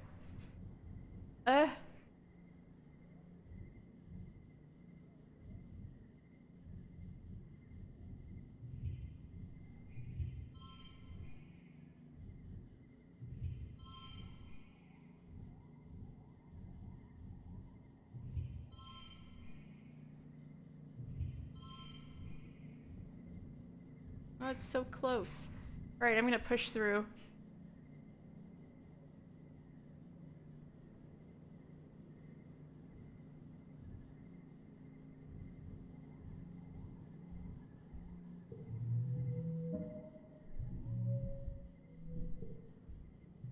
You've been studying the yearly attacks. They only happen during glow, but why? You've been graphing and analyzing surveyor data on the animals. Discovered the attacks don't correlate with natural behavior or migration patterns. You thought at first the wormhole might agitate them. It does put off low-frequency waves during glow that haven't yet been fully studied. So, a year ago, you started monitoring the waves and realized that there are actually two waveforms, one from the wormhole and a weaker one based somewhere on the planet. During glow, when the vibrations from the wormhole are present, it seems to activate something in the planet's frequency, making it stronger and more complex. These frequencies run right through the colony like targeted beams, drawing the animal migrations closer. It's almost as if something is summoning the animals. Ooh, what's this? Colony defense. Science fair champion. Oh, gain status popular. I'm popular. Oh shit. The judges are amazed. This is a huge Whoa, let's go. Let's go Solana. We're smart. The judges are amazed. This is a huge breakthrough, and it all happened just because you wanted to win a science fair. You have a lot of work to do to be able to use this theory for forecasting the next attack, but Rhett is excited to study this further. You win the science fair, hands down. Oh, that was cool. After the festivities, the whole colony takes a few days off for a break. Well, except for geoponics and the foragers and the kitchens. And everyone who uses a break from their usual work to help out in places that didn't close. Okay, it's not really a break, but you try to take it easy anyway.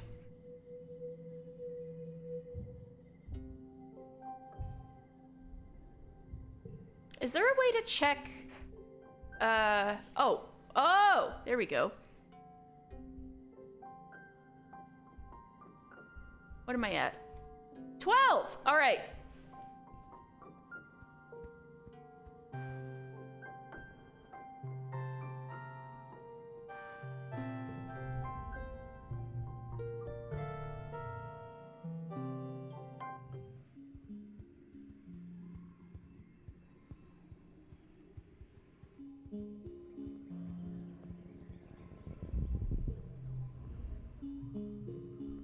I'm gonna fight it.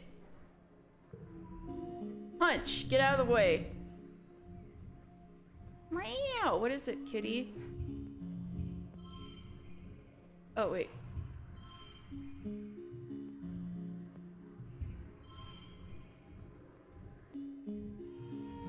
Oh, shit. That's not good.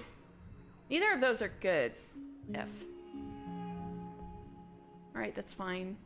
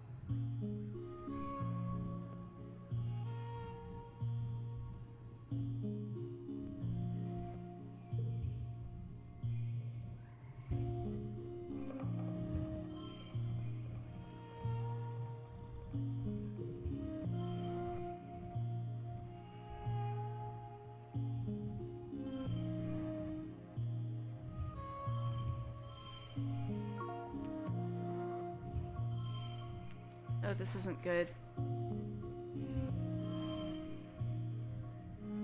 Oh, something happened there.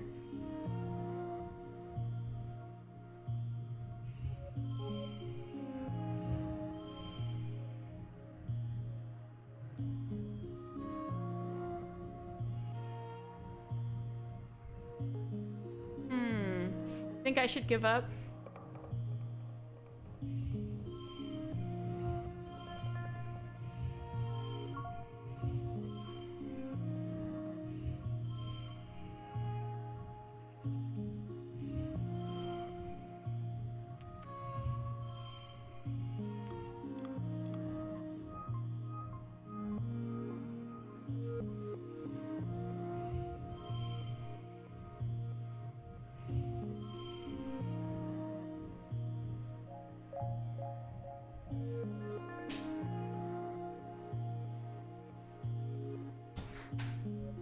Alright, I'm gonna give up.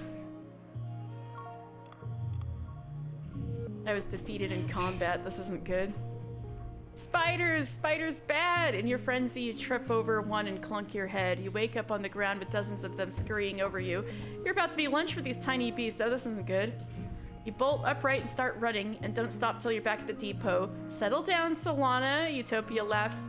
Those baby freaky don't eat anything bigger than fruit and insects. Well, they mostly don't. Screw spiders, even cute ones. You're too worn out and tired to continue. You have to go home now. Did that resolve the event, at least? Can I go past there now? Fuck. This sucks. Alright, let's, oh, new perk. Highlight collectibles. All collectibles glow. Oh, that's so nice. Given I walk past them sometimes. Meow. What is a kitty? Oh my god. Stella is so bored.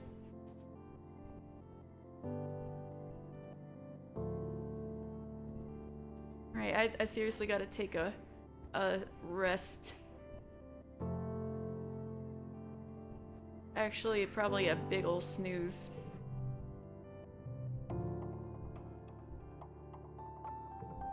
It's so hard to concentrate on relaxing when you're hungry. There's nothing to take your mind off of your empty stomach, so you spend a lot of time napping and just trying to ignore it. You can't help but thinking there's something you should be doing. Oh, I know, but we won't be able to do anything if we don't rest. Alright, I can get rid of first steps. I'm gonna forget my first steps, but nobody remembers their first steps, right?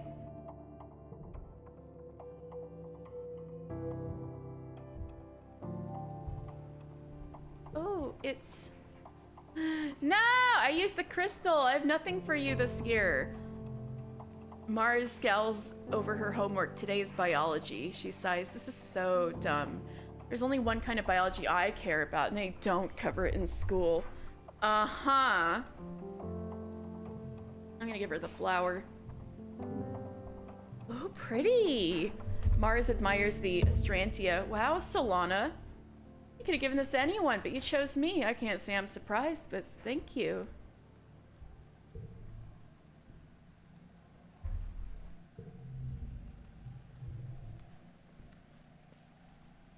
Alright, let's look at friendship. I'm also curious about that. Kitty, you're gonna make loud interference in the microphone. Yeah, how old are Mars's dads anyway? Stella, why? 37. 41. Stella. Okay.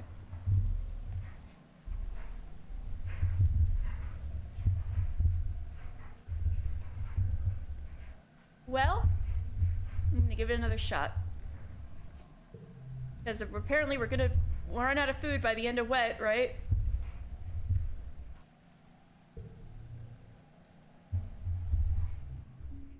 I think if you think that's nice, wait till you see what you get at Perception 100. Oh boy. Stella, you're making noise.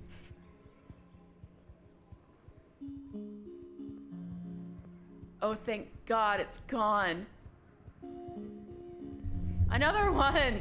No! A curious creature blocks your path, soft and cute like a puppy, but with a grab bag of different kinds of legs. Stella, stop it. Cute little teddy bear arms, segmented spider legs, and curling tentacles. It keeps scurrying up trees and hanging upside down to get a different angle to look at you. Then dropping down when you try to pass underneath. You look up quickly in your hollow palm. It's called a freaky. It might be small, but at least it's attempting to be intimidating. That must mean something. All right, let's approach it.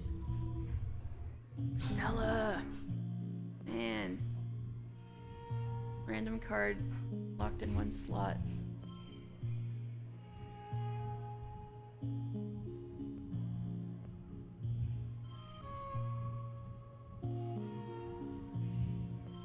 Same thing.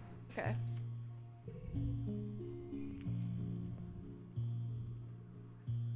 Yes, kitty?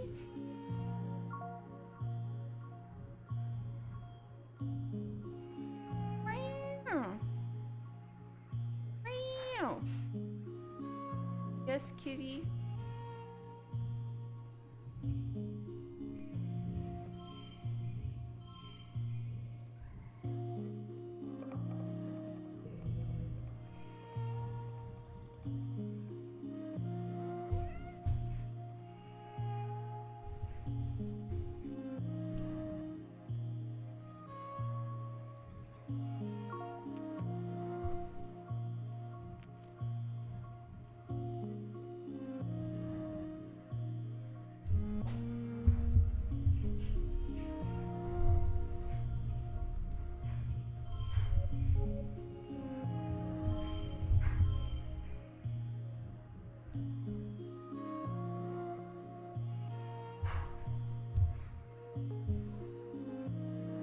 Oof, there must be something I can do. It's so close.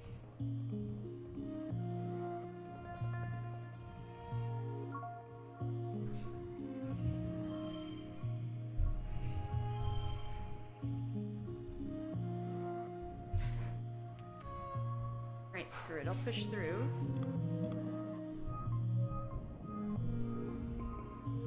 The freaky runs up your leg! It's a giant spider thing, and it's got weird tentacles and get it off! The urge to dance around and shake it off is almost uncontrollable, but you manage to keep your cool. The freaky tastes you with its tentacle feeler things, but doesn't look interested in causing you harm. It pokes at your backpack trying to get in, then gives up and scurries back off.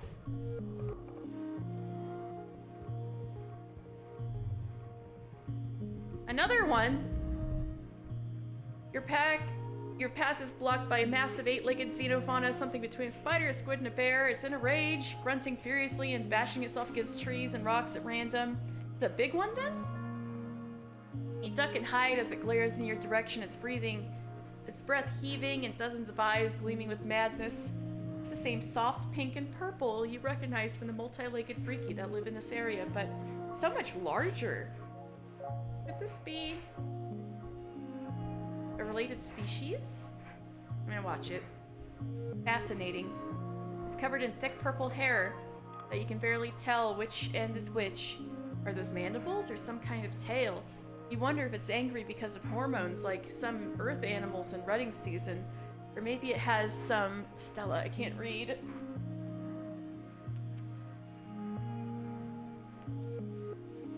Some brain disease that makes it attack others to pass the disease on. Oh my god, like rabies. As you're musing, the creature decides that you must be a threat. Oh fuck.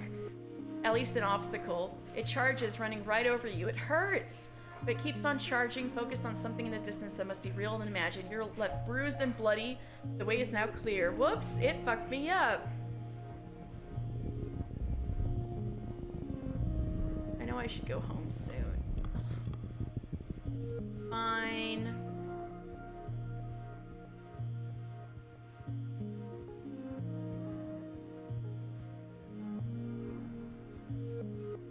Maybe one more. I mean, we gotta eat, right? We gotta eat. I'm gonna push myself. It's do or die. You come across an edible cluster of mushrooms. Are they edible? There's only one way to find out. Well, there are a few ways if you're not a coward. Alright, I'm gonna identify the mushrooms.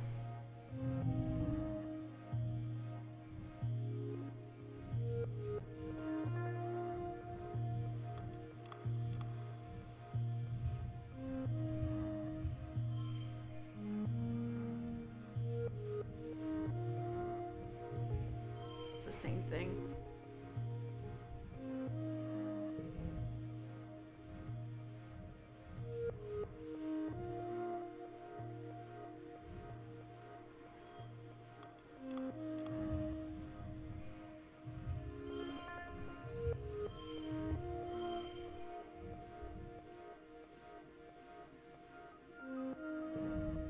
Can we do this? Can we do this? Ah!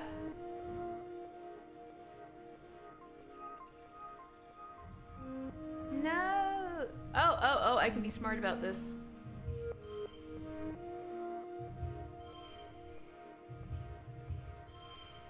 Oof, not even close. Fuck. Damn it. I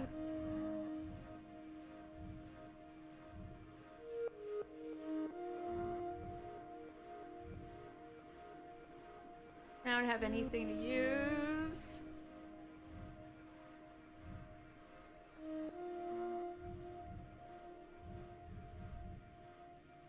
I keep forgetting about gear. Can I change? I can't change it mid-challenge.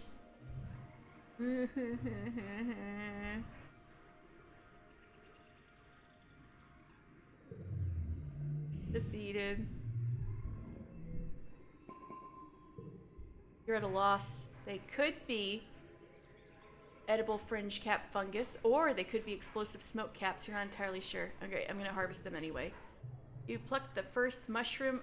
Ow! Oh, it looks like your gamble literally blew up in your face. Literally. Ouch. You're too worn out and tired to continue. You have to go home now. Fuck. We're gonna die.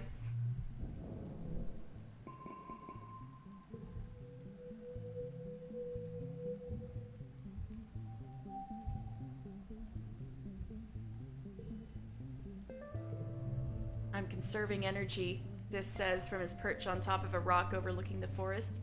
Humans aren't used to going hungry. The wild, animals die of hunger all the time. Keeps the food web balanced. He rubs his nose. Maybe we're just supposed to die here. It's not so bad if it's what we deserve. Oh, we're really doom and gloom. Cal is standing in the garden watching a pair of dorps moth flutter overhead. They're the worst, he says, frowning. Gotta find a better place to put the grain because they just get in everywhere. He's surprised what kind of hole they can squeeze through. Ooh, they really glow. Wow. You have to work for everything you've been given, your mom says, digging her shovel in the dirt. It doesn't just happen. That's what this famine is reminding us. Your dad throws you a full canteen. Here, he says, you need to stay hydrated and rested. You're not eating as much as you should. Oh, shit. I can't use kudos to buy more food. What is the point of being rich? Mars complains. She rocks back on her heels and puts her hand on her hips. Why can't we nanoprint organic material yet? Aren't we living in the future? Just give me my future food. Ugh, that would be nice.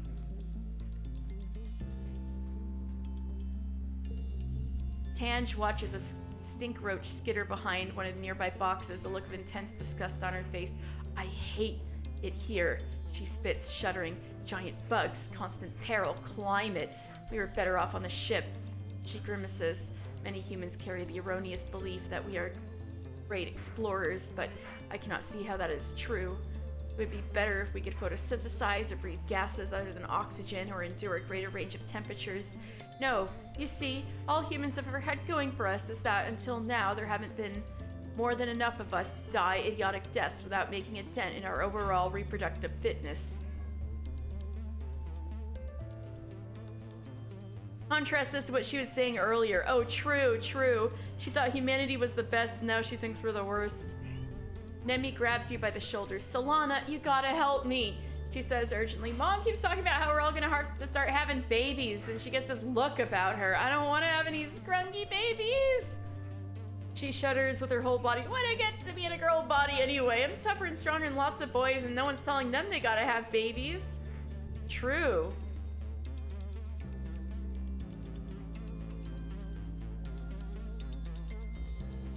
Right, I gotta rest. Let's chill.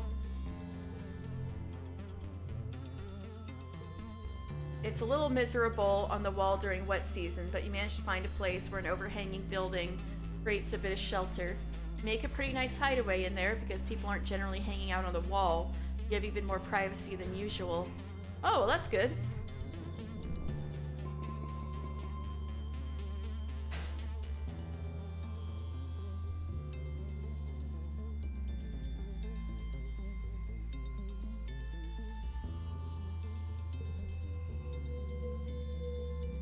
This isn't good. This isn't good. All right.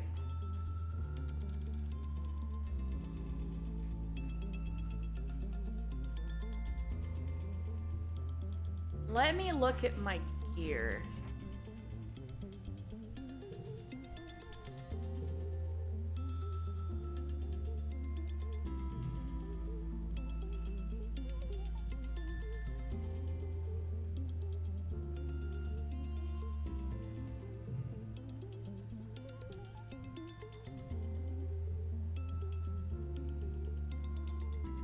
Alright, let's go with biology and combat.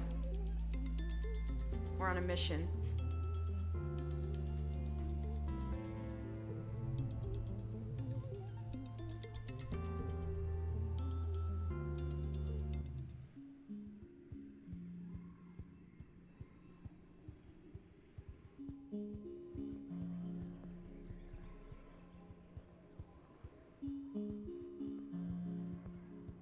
This is starting to feel a little Oregon Trail-ish. Ooh, what's that? You find a trippet. It's a large, tasty, plant, kind of? You've heard it's sort of like an animal, too. Like a lot of creatures on Vertumna, it kind of defies classification. Whatever it is, it's huge. It's practically taller than you are. Let's harvest some stalks. You start breaking off the freshest and youngest looking shoots. The plant shudders. Analyze that shudder. Alright, alright, alright.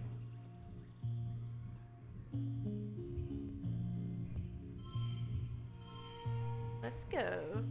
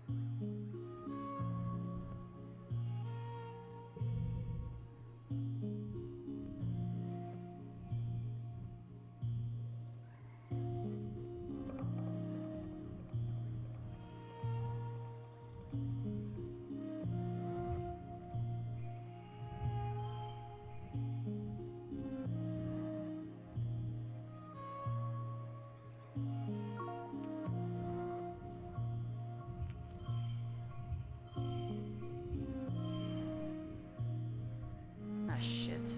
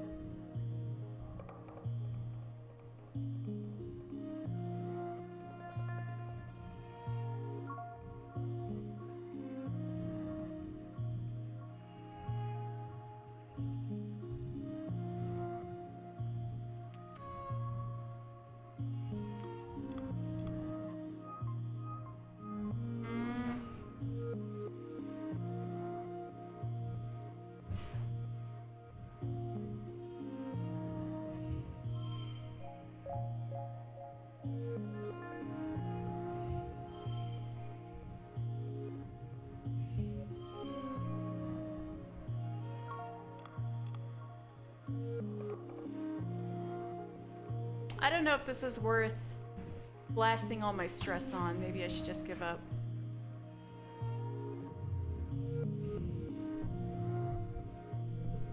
The trippet is still. Must have been the wind. Okay, let's keep harvesting it.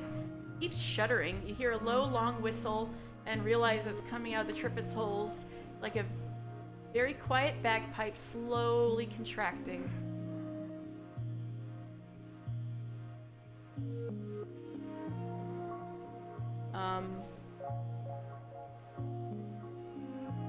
Let's continue. It's large enough. Oh, we're helping the colony. It's large enough trippet that you're able to completely fill your basket before even touching the tender innermost meat.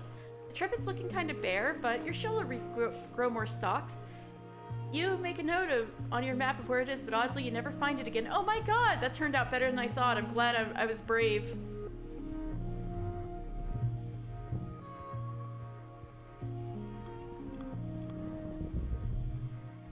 You hear a rustle in the bushes and catch a glimpse of a shadowy figure. It's that person. Could it be a person? Whatever it is, you quickly lose sight of it in the jungle. Let's follow it. The wilderness is thick here, as is the fog that comes in waves. You'll need to rely on your tracking skills to go further. Let's go.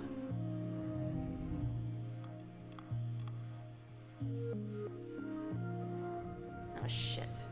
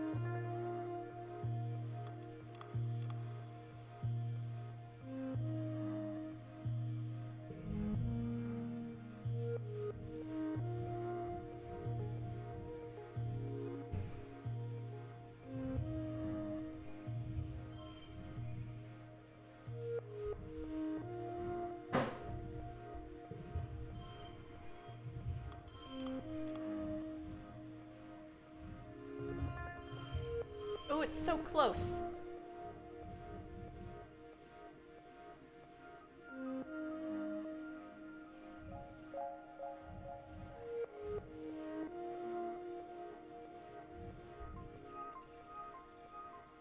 But it's not worth the stress if they were right about us running out of food by the end of wet. Alright, I'm gonna give up.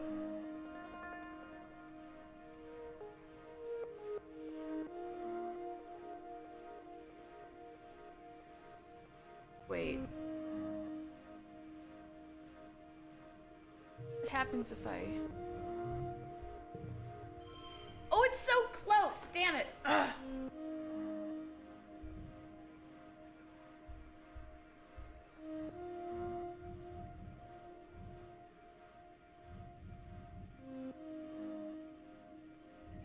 Fine, only 25 stress. Maybe it'll be okay.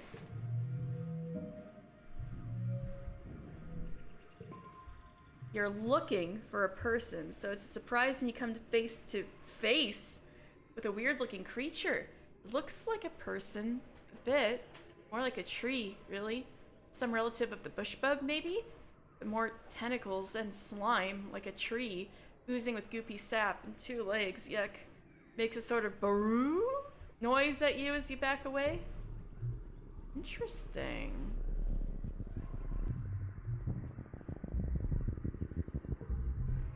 I've heard of float cow are grazing nearby. Try to capture one. Aw, damn it. Try to milk one. Try to kill one. You, watch them peacefully bob along, occasionally releasing streams of urine or clouds of helium to maintain a steady height. Alright, let's try to milk one. You approach a gravid float cow, clucking softly to it. Its big bug eyes peer at you curiously as you hunker down by its udders and relieve it of, wow, almost 10 liters of float cow milk. The float cow seems relieved to be milked. Yay! It's so light after you finish that it leaps into the air and the rest of the herd follows. They drift over the treetops like lost balloons. Yay, we're getting food! We're helping! Ooh, there's like, quite a branching path here. Alright, got an egg.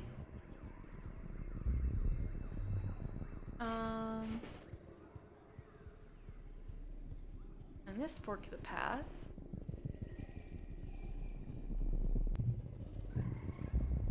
What is the egg gonna hatch? Well, hey, that could be a source of food. Because we see the eggs all the time. You come out of the trees into a large grassy clearing. In the middle is a, well, you can only describe it as a pedestal. In the middle of the cradle of flowers sits a massive egg, easily larger than any egg you've seen before. It's white with red flecks and it's just sitting there. Middle of the empty clearing. Totally unprotected. I'm gonna tempt fate and take it.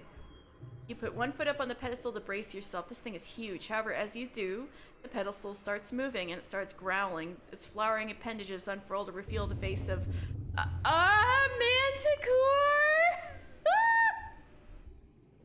Shit.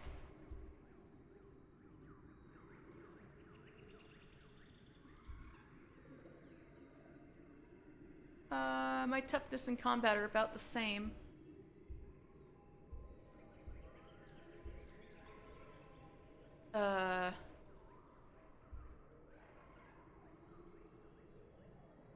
It narrows its feline eyes at you and rumbles in warning as it stands to its full terrifying height. You figured out where the egg came from. With your arms full of egg, you can't really fight. Your choices are limited. Let's try to keep the egg and run. Fuck. Fuck. Fuck. Fuck. This isn't good.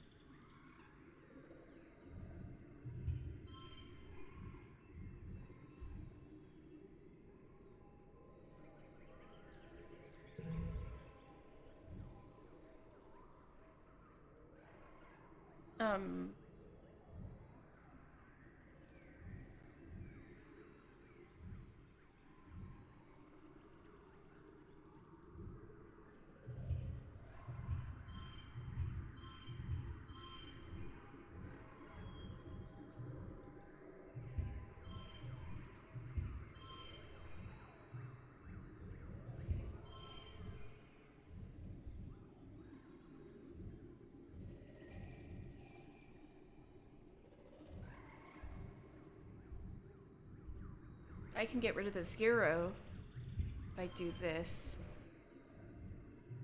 Galaxy Brain, let's go.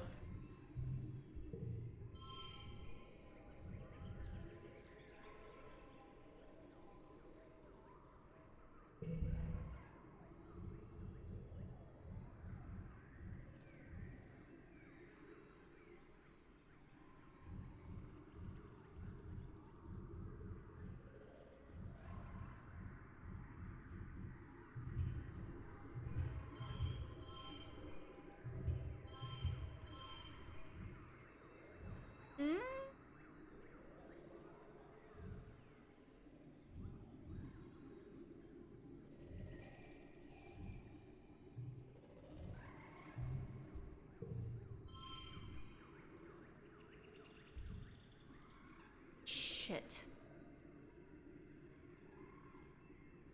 Alright, give up. It's gonna fuck me up. Oh no. You just can't manage it. The egg is too cumbersome. You can't even see your own feet. You stumble and fall to the dirt, and the manticore's shadow blocks out the sun. You hear a sharp whistle. The mysterious stranger! Too! You hear a sharp whistle and the manticore jerks backwards with a growl. You're too addled from the fall for your eyes to focus properly, but a tall someone strides out of the forest. As you sit in shock, they carefully take the egg from you and return it to the nest. Holy fuck. The beast is mollified. It checks the egg over and over, occasionally glaring at you. Just as you're starting to shake the fog from your head and form a question, you realize the figure is gone. Whoa, I got rescued!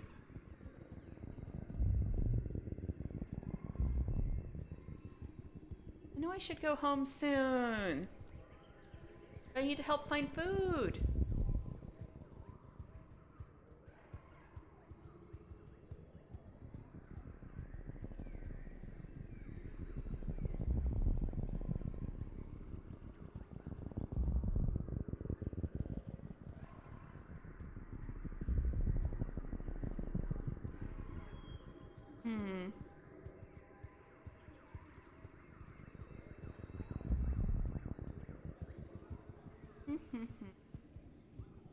Which way should I go?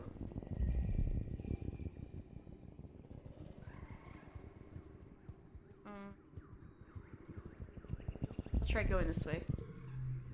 A brittle slug is rooting around in the underbrush. It's like a little porcupine with no legs. Well, it is a little relative. Well, little is relative. It comes up to your waist and must be at least 100 kilograms.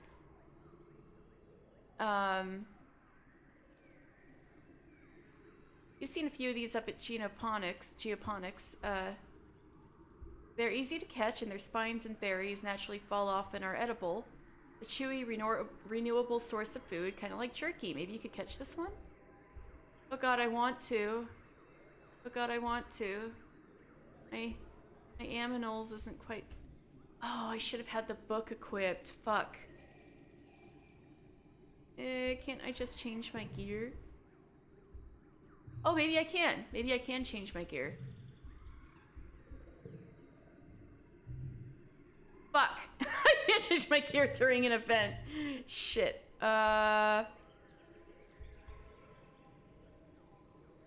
Killing it isn't very renewable. We need renewable food sources. Well, let's just observe it then. Miraculously, it doesn't even notice you're here.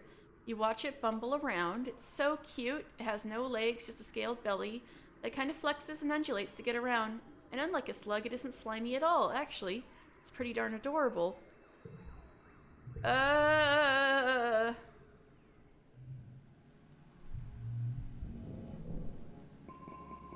Man, my biology is hype. It's been 3 seasons of heavy food rationing, getting more and more strict. As the year dragged on and the fields continued to struggle, you've been wasting away. You all have. It's not just the lack of calories. There just aren't enough vitamins and good stuff in the food you are eating. Your muscles, oh my god, I'm already fucked up. Your muscles ache all the time. Sometimes you feel strangely euphoric, filled with inexplicable energy, but often it feels like there are weights tied to your shoulders pulling you down. You don't have the energy to do it anymore. No!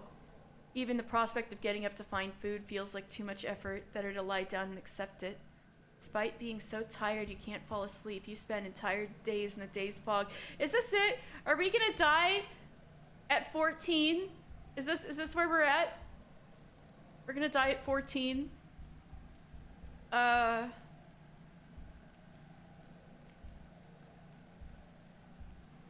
It's hard to tell dreams from reality.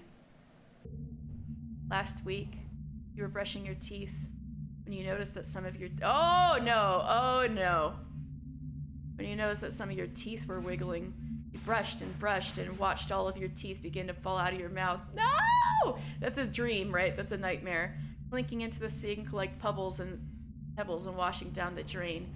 Horrified, you started screaming, only to snap out of it and realize you've been staring at yourself in the mirror the whole time, lost in a hallucination. No! Your friends stop working and retreat to their quarters. You lie to each other on the hollow net, all saying, "You're okay, just taking it easy, waiting for the harvest." Well, the harvest came and went, as meager as ever. Your mother still hasn't given up and never rests, never stops working. As much as your dad begs her to, she must be sleeping in Geoponics because you hardly see her in the family quarters anymore.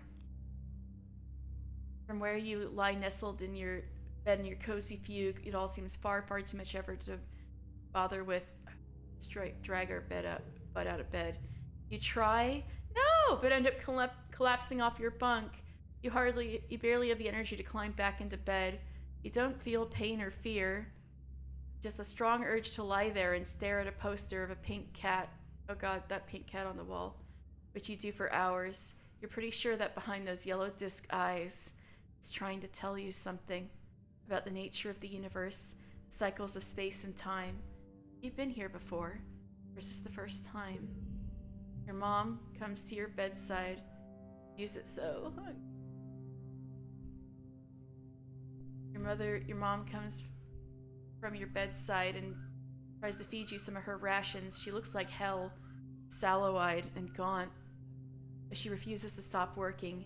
She says she can't keep the rations down anyway. They upset her stomach. "Please, Solana," she whispers, "please eat. Take the food." You struggle to choke down your mom's rations. Every bite is easier than the last. You can feel the fog lifting as you try to regain your strength. After a week of bed rest and double rations, your head clears and you can walk again, but your mother still refuses to eat. No! No! Both your parents feel responsible for this famine. But as head of geoponics, your mom takes it personally. She's been skipping meals, relying on water and pressed soy bar rations, just enough calories to keep a body moving, but not enough to stay healthy. Yet she never lets up, working herself to the bone, barely even sleeping, increasingly sallow-eyed and gaunt. You and your dad try to slow her down, but, well, she's a stubborn woman. If not her, she says, then who? You and your dad are in the lounge, slowly sipping your vegetable broth, when there's a commotion at the doors. Someone's run in, gasping for breath, yelling for you and your father to come to geoponics. Is it good news? You run over, knowing deep in the pit of your stomach that something terrible has happened. No, Mom! When you see the faces of the agriculturalists, your mom's people, you know that the feeling is real. No! What the fuck? No! Your dad sees her body first. He lets out a cry like something you've never heard before. A deep, unimaginable pain dragged up from the darkest part of where fear lives. No! No. Oh my god, if I would have refused the food, would she have lived, or would she have died anyway? Your dad falls to his knees beside the frail body of your mother. He pulls her into his arms and sobbed, wretched and agonized. Don't even know what to think. Mom always seemed larger than her body. Seeing her now, there's nothing there. It's the fragile shell. I tell you, she didn't even cry out. She just went to her knees, then laid down in the dirt. That was it. She worked herself to death. She's gone.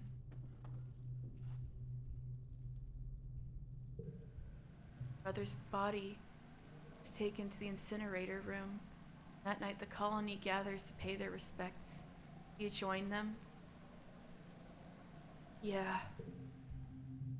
Like Tammy's funeral, the incinerator room has been cleared, and a wreath of flowers placed over the mouth of the organics recycler.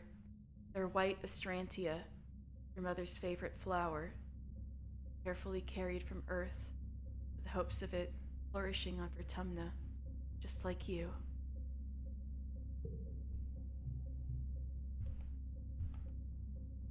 You stand with your father and Auntie Anne. Udicott and the rest of the council are here as well, including Rhett. You're surprised to see tears rolling down his face. Such a hard ass in the garrison. Al is here with all the other agriculturalists. The rest of the colony waits in the canteen to offer their condolences after service. Governor Udicott gives the eulogy. As a colony, we share our blessings, she begins solemnly. However, today, in sad company, we gather to share the burden of our grief. Fluorescent. Wait, Flulu? Flulu was a nickname the whole time? I didn't know her whole name was Fluorescent. Fluorescent was born on Earth, but she, more than many of us, exemplified the spirit of our endeavor to bring life to beyond the stars. She bore life, not only in her body, but bringing it forth from the ground. She so faithfully attended. The debt we owe to her is the kind that can never be repaid, she continues. It is with a deep and unbearable grief that we must continue on without her, in awe and respect for her sacrifice, the depth of which was never expected of her, but which she did not expect of anyone else. It is on her strong shoulders that she carries us still. Udicott closes the door to the recycler, and the particle disintegrators begin to reclaim the molecules that once formed your mother. Father squeezes your shoulder, making a small choked off noise of pain. As a community, we remember Fluorescent. As a community, we return her body to the soil that nourishes us. In this way, her sacrifice is recognized in the manifest body of the colony. The ceremony is adjourned to the canteen, where a somber wake is held in your mother's memory. There isn't enough food to dull the emotions, and your empty stomach only reminds you of her unfinished work. Your father is the new head of geoponics. In a few hours, he receives your mother's remains so that he can add them to the colony's precious supply of brown soil from Earth. You touch the cool lid of the container, marveling that your mother could fit in such a small box.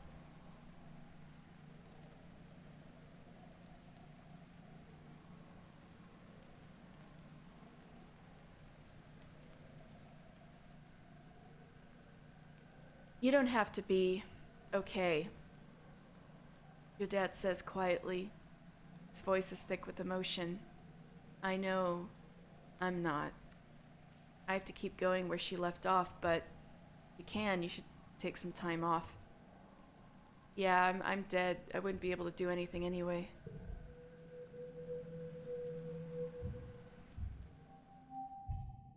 Oh, we're gonna die. I can't even do anything. Prospect of just going back to work like everything is normal is too much to handle. Suns dip below the horizon, and glow begins. You end up spending the whole month alternating between sleeping, scrolling the HoloNet, and staring into space. It's restful, at least. A few days after the funeral, surveyors return with an unexpected bounty from the Valley of the Vertigo. It's enough to survive for another month, until the new year maybe. If you keep rationing, the colony will continue to limp along, but without your mother... A roar wakes you. It would wake the dead. It shakes the walls, rumbles through the ship's hull, and makes your heart skip a beat. You're paralyzed by a sudden clench of fear in your gut. Through your porthole window, you hear metal screeching and people shouting, then another roar, guttural and rumbling like the sound of a mountain collapsing. Something enormous is out there. Your dad can't hide the look of fear on his face, but he tries. Sounds like we better get a move on to the assembly point. Hey, kiddo? You head for the creche together.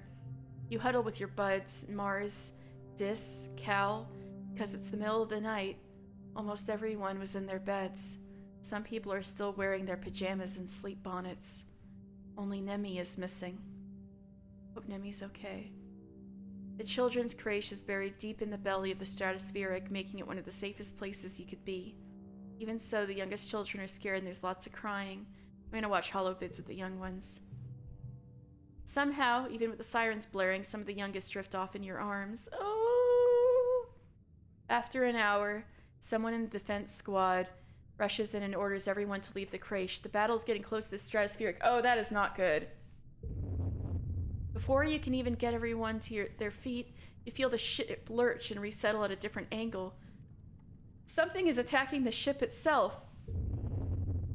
The children scream. Oh my god, it's the first time seeing this little baby. Some scatter in all directions, and others sit there paralyzed with fear. Without warning, the entire wall of the creche just peels away like oh, this is so... Is this a bad ending? Lighting in a rush of cold night air tinged with an ozone of plas rifle fire, you look up and see it up close, face to... Oh, what the fuck?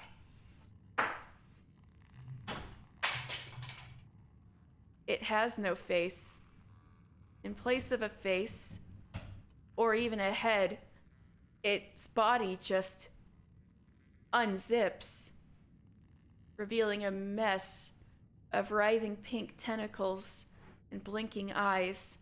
Nemi and her brother Com are among the security squad, trying wildly to divert it away from the living quarters.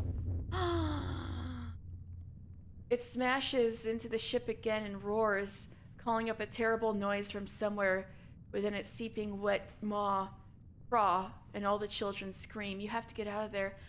I'm gonna fight my fear and save the children. I'll do my best. Oh fuck, 85.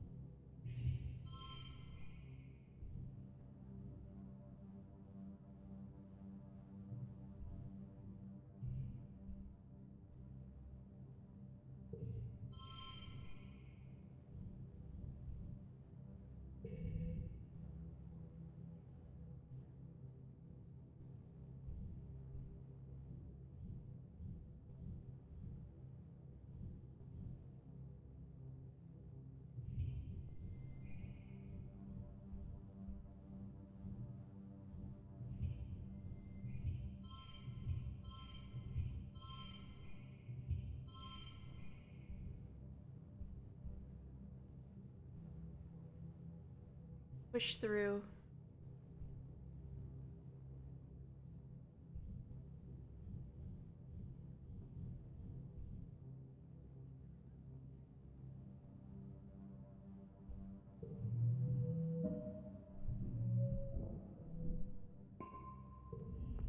It takes a tremendous effort to keep your head. Your calm helps the children, who finally listen to you and flee the creche. Your dad ushers you into the engineering wing, where you cower with the others, trying not to panic. All around you, metal screams and buckles, and great tremors vibrate through the ship. Finally, after what seems like hours, the noises stop, and congruence sounds the all clear. Your dad checks the council bulletins on his hologram. Oh no, he moans quietly. No, no, no, no, no. The council calls an all-colony meeting to face the aftermath of the attack. In the oppressive gloom of the glow, you gather near engineering with the other survivors. It's one of the few buildings left standing. The corpse of the Faceless still sits in the caved-in wreckage. Oh, it died? We killed it? Of the stratospheric, spilling its placid tentacles from its horrible, zipper-toothed maw. It's already beginning to stink. Can't forget what you saw. Your mind keeps replaying that terrible moment. The Faceless, rearing up and obscuring the sky. Nemi and her brother looking so small before it. Governor Udicott was killed by the smaller creatures that swarmed command during the attack. In her absence, Seek addresses the colony. Council acknowledges the bravery of the defense squad, citing their heroism in finally taking down the Faceless. If only it hadn't gotten away from them and stampeded right into the stratospheric. At least they stopped it before it got to engineering, as it would have activated a reactor and left a crater the size of an asteroid impact. Holy fuck. Geoponics is gone. The greenhouse is destroyed, and the fields trampled. After a year of suffering, starving, only barely scraping by, you're not back to where you started. It's even worse. Everything your mom sacrificed herself for, gone. In one night, the entire front half of the stratospheric has been destroyed. The living quarters, the canteen, the garrison, the lounge, even the creche, it's all gone. It's only like by some stroke of luck that the people hiding in the creche weren't all killed. Seek solemnly reads the names of those who lost their lives, too many, including Governor Udicott. You all stand for a moment of silence. You feel the weight of loss like a blow to your chest. Nemi and her family cry out when her brother No! Calm died too? Fuck no! Oh, God. Maybe he's the one who brought it down. Oh, God. And their quiet sobbing continues through the silence. The living quarters destroyed. Everyone moves into the engineering wing for shelter. You're crowded into the classroom with other families. The adults try to make it seem like a sleepover, but you're all still so shaken. Nemi cries about her brother and screams at anyone who tries to comfort her. Eventually, you just ignore her grief, as painful as it is to hear her sobbing at night. I'm in mourning again. Double mourning. You feel like you've been awake for days, and you'll never fully sleep again. You try, but you just keep jerking awake, crying out in fear. Eventually, you'll fall asleep sitting up, held in your father's arms. Your sleep is fitful, but mercifully dreamless. Rest for now. Well, we're fucked. Oh God, look at this. Oh Jesus, they really modeled. Oh God. Oh Jesus. Okay. Wow.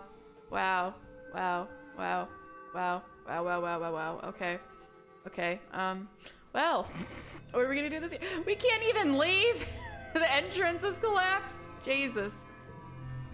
What, you catch this looking at a hole in the colony walls. What if maybe we deserve this, he says quietly. I know it's hard, Cal says, fiddling nervously with a tassel on his shirt, but I just think, what would your mom do right now? She wouldn't complain, that's for sure. That's true. Oh, Daddy-o, your dad is tending to your mom's garden. Luckily, most of the irreplaceable earth plants were spared during the attack. You don't know what he'd do if he lost this part of your mom, too.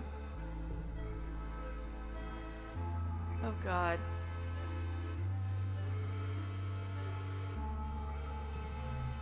My dads have been working around the clock to salvage the Strato, Mars says self-importantly. What have you been doing, Solana? God damn it. This isn't the time. Tangent paces outside engineering ring. The only building still standing. With everyone living in here, there's barely enough room to think. So literally the only place I can go.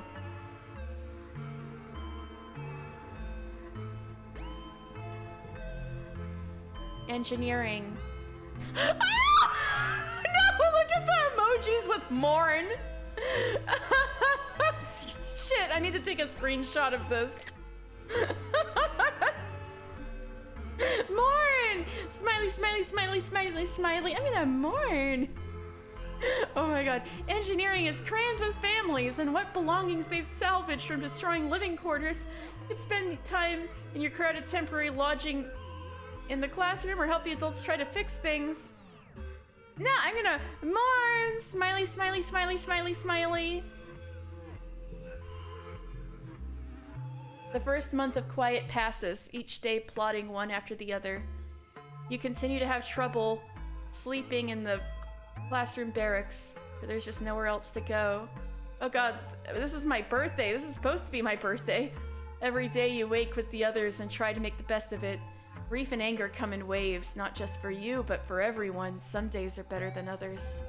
A mass funeral is held for the people who died in the attack. Unlike the funerals you've been to in the past, there are too many dead to hold a service in the recycling room. Their bodies are laid out in neat rows in the canteen instead. More dead people than you've ever seen at once outside of a holovid. Udicott usually leads the colony's funerals. Instead, her frail body lies under a pale blue sheet among the dead. Chief Administrator Seek leads the ceremony. When Calm's name is mentioned, Nemi, no! Her crying, no! Don't cry, baby! Well, she should cry, but it makes me sad to see her like this. When Calm's name is mentioned, Nemi lets out a choking sob and throws her arms about her mother and her remaining brothers. Why do you have to die? She wails, her grief punctuating the otherwise solemn crowd. It's not fair. It's not fair. Aunt Anne tries to calm her down, but Nemi breaks away and runs over to Calm's body. No one has the heart to stop her. She rests her head on his unmoving chest, giving him one last hug. No! After the names are read and the bodies moved to the recycling room, people gather for an informal memorial. It's awkward at first, the lingering miasma of grief, heavy on everyone's thoughts. But eventually someone breaks out a guitar and the tension ebbs. Your dad stays until the particle disintegrators have finished their work, then slips away to deliver the remains back to the soil. He's been handling too much by himself. I gotta support him. I'm gonna follow him. Your dad seems grateful for the company. The last time he did this, the first time he did this, it was for your mother. Feels like years ago now. You watch him respectively tip them into the precious brown dirt that remains, then help him turn it with rakes to incorporate them, literally, into the future of the colony. He stands with you when you're done, offering them one last moment of silent thanks.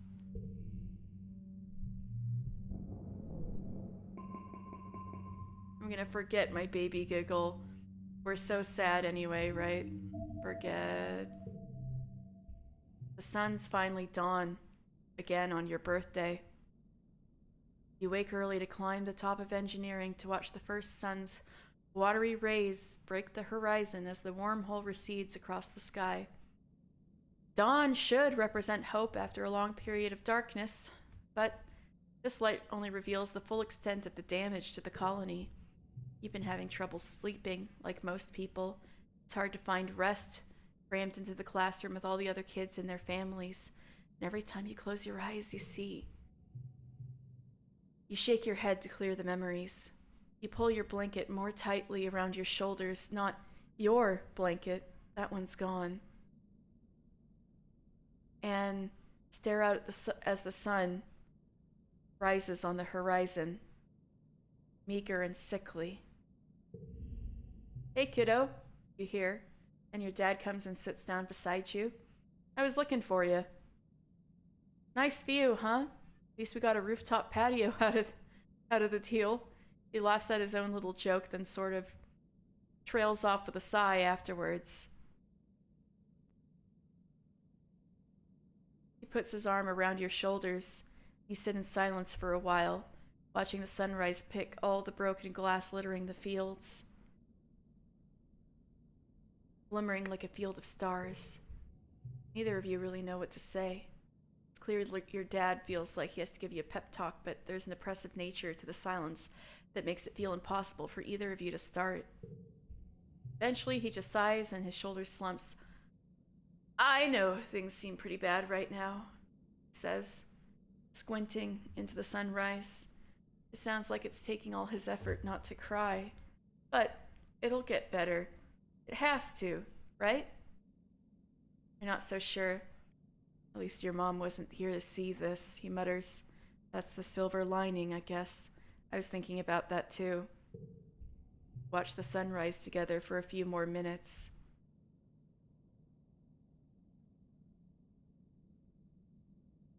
After a bit, your dad musters up a brave smile and pulls out a little box tied with a piece of gardening twine. Happy birthday, my little rutabaga, he says. You know what it is before you open it. Your old medallion, the one your dad made, with the sun on it to represent Earth, was broken during the attack. It was? In all the chaos, you didn't even notice, but your dad did, and he made you a new one. It's like you remembered a similar design with a wormhole this time to represent Vertumna. +5 to challenges, okay. You thank him and squint out the swirling wormhole still barely visible in the brightening sky. It's so massive and awe-inspiring this time of year, but it always seems to herald disaster. You're happy to watch it fade away into the daylight. Your dad slaps you on the back. What a birthday, huh? Here's hoping they all get better from here. Oh God, no kidding. You both head back downstairs to the wreckage of the canteen, where they've put up temporary roofing with whatever tarps and scraps could be found. The colony nanoprinters, the few that still run, have been working day and night to replace the necessities of life, but larger construction projects are going to take some time. Aunt Anne has coaxed the kitchen nanoprinters into making soy gruel and processed bars. Life-sustaining, but depressing. You and the other colonists eat your breakfast in stony silence as you mentally prepare for the day. Chief Administrator Seek has taken over as interim governor until the council can elect someone new. Repair on the walls is in progress. There's talk of building them taller and thicker, but you just don't have the resources to both improve the walls and rebuild the living quarters at the same time. There's still so much to do. Shit. I guess we start from here, huh? We just gotta start over. And still, literally the only thing I can do is go to engineering, huh? Dis is sitting on a pile of rubble looking over the colony wreckage. He doesn't look particularly sad. What do you want? Okay. I know it's... Yeah, it's the same. It's been hard to talk to your dad about everything. Losing your mom, then losing the colony right after. It's too much to take. Neither of you know what to say.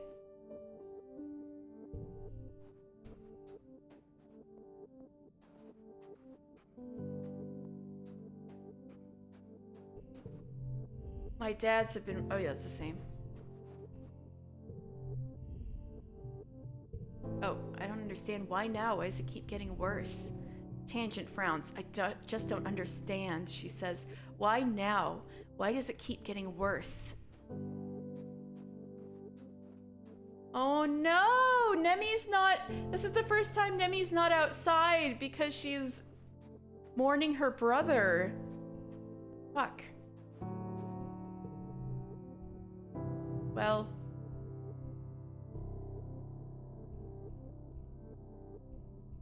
For some reason, I can't choose any of these.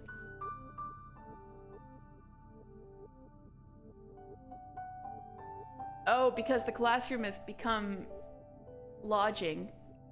Alright, let me help rebuild. The only thing I can do. You're assigned to help out in geoponics. The agriculturalists have been hard at work trying to salvage what they can of the ruined fields and destroyed greenhouses, but there's still a lot of work to be done. Your dad has taken over as chief cultivator. Succeeding your mom was already difficult for him, but now there's this. He's never been the kind of guy to hide from work, but he's been pretty distant lately. Hal's working in geoponics too, of course. Hey, Solana, there's lots of stuff to do. What do you want to work on? Let's repair the greenhouses. The geodesic domes. The miraculous prefab modular structures your parents brought from Earth are in shambles. Much of the glass and metal is beyond repair, destined for the recycler.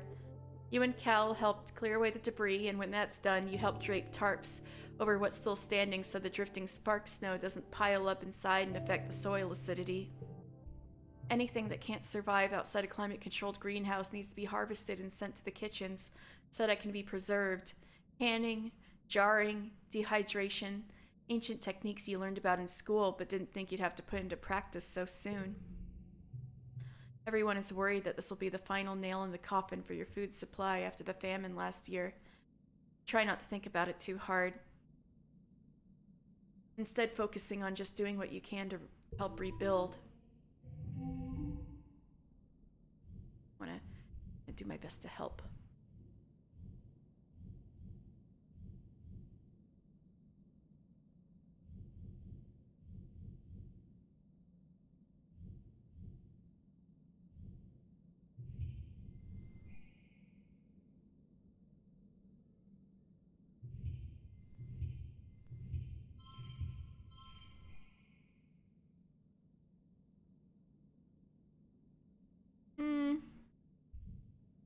Yeah, I give up.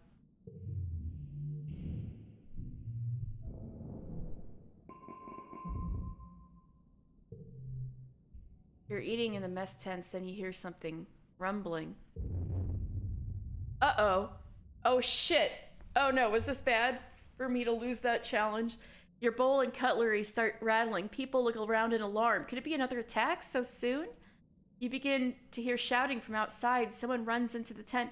There's something falling from the sky, they shout. It's on fire. What the fuck? You join a crowd of people leaving your temporary structures to gather in the colony square. People are squinting up into the milky, quiet sunlight, pointing and gesturing wildly. It's impossible to miss the thing hurtling towards you from space, like a great big ball of fire coming straight for you. Is this the end? After all you've been through, a meteor is gonna land in the middle of your already ruined colony and kill you all. It's a ship? Mars grabs your shoulder. It's another ship! She exclaims, look, look! It's another spaceship from Earth! Excitement ripples through the crowd. Could it be? You stare up, unbelieving, at the rapidly approaching ship. Its flames of its entry into the atmosphere dissipate, but the thick column of greasy black smoke trails behind it. Soon you can hear the whistle of it ripping through the atmosphere at terminal velocity. That is not a controlled descent. It's an enormous ship, coming at you way too fast. The ship's reverse thrusters fire, trying to slow it down so it doesn't smash into a billion pieces when it hits the planet. Everyone scatters to take cover. You crouch behind some rocks and throw your arms over your head and squeeze your eyes shut. You hear it. Are you fucking kidding me? Are you fucking kidding me? Why is it always geoponics? Why is it always geoponics? Nobody wants us to grow shit.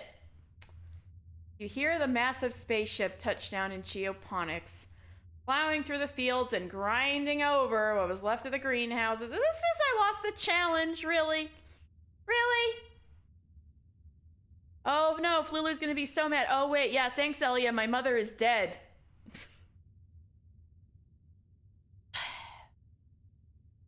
You're thrown to the ground from... Is this because I chose to work on the greenhouses? Is this because of me? You're thrown to the ground from the force of the impact. A shrapnel and small rocks zing past your head. It grinds along like some roaring monster, cutting a giant scar through the colony and kicking up an enormous cloud of dust.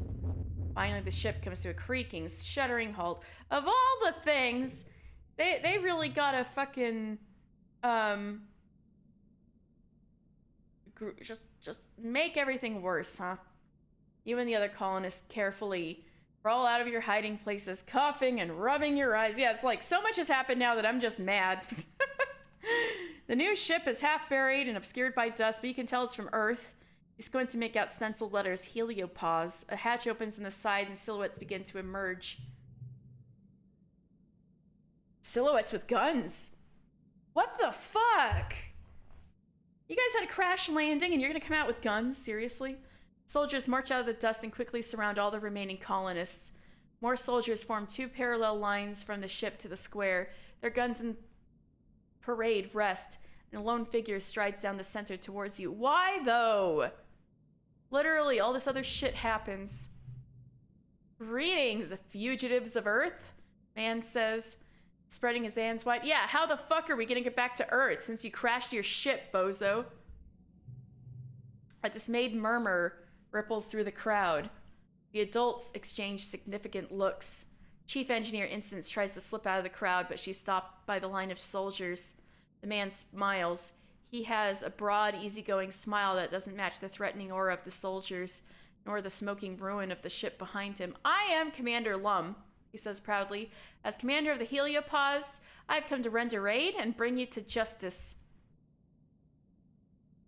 I'm gonna try to sneak away. The Heliopause soldiers have the colonists surrounded and shove you gently and forcefully back into the crowd. Okay, I'm gonna... Oh shit, play my hollow palm. Well, you may be stuck here, but they can't make you listen. I didn't mean to choose that one, but I guess we're going with it. You tune out the pomp and pointless adult talk, yada yada. Governor Udicott knew this ship was coming, blah blah. Now this new guy Lum will be governor, and he's some sort of space cop. But whatever, all adults are basically the same and equally boring. The crowd disperses slowly, and the council members follow Lum back into the Heliopause, presumably to talk about the future of the colony. You hope. Track down your friends. So, what do you think of these new people? Mars asks. They're just gonna boss us around. Tangent nods. They don't live here. They don't know what it's like. They're just gonna swoop in and act like they're better than us. She hugs her arms around herself. Did you see what they were doing to Instance? The entire colony, now twice as many of you, sets to work on salvaging the wreckage of the heliopause, tearing it down and combining it with the Stratospheric's remaining engine section. Yeah, and you guys landed on the rest of our fucking food. We were already didn't have enough food. Now we gotta feed all of you fucking space cops too? Well, spirits are high, though these new colonists from the heliopause aren't like any people you've ever met before. Their uniforms and weapons, they're more like an invading force than a rescue. You aren't sure what this means for the colony or for your future. Meh.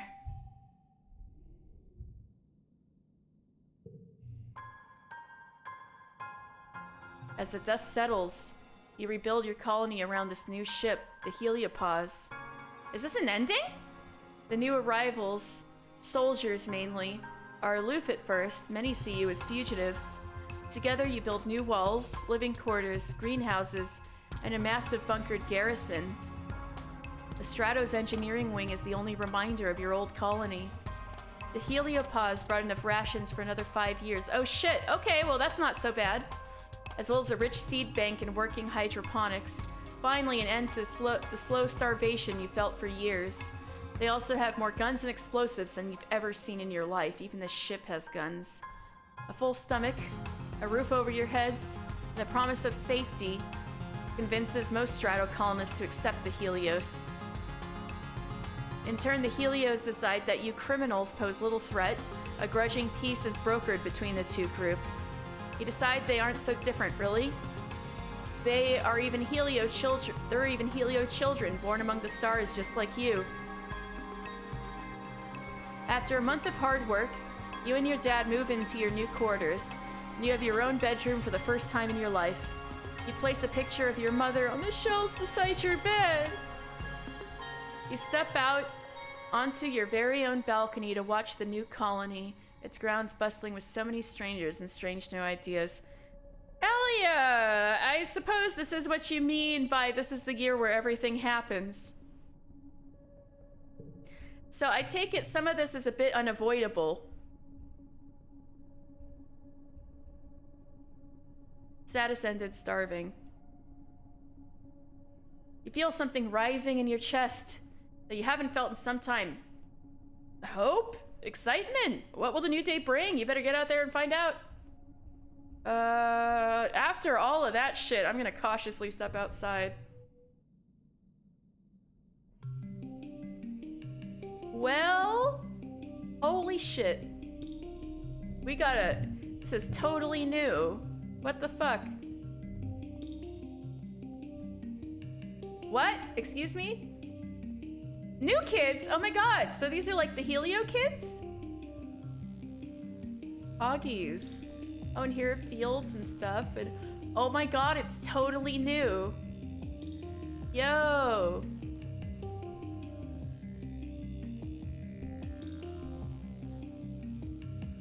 Oh, so there is quite a bit of a time jump, right? I'm 15 now. Fuck. Oh wait, yeah, of course I was 15. But that was the end of the quiet season. All right, no, that checks out. Well, a lot happened. Maybe this is a great place to stop, and from tomorrow onwards, we can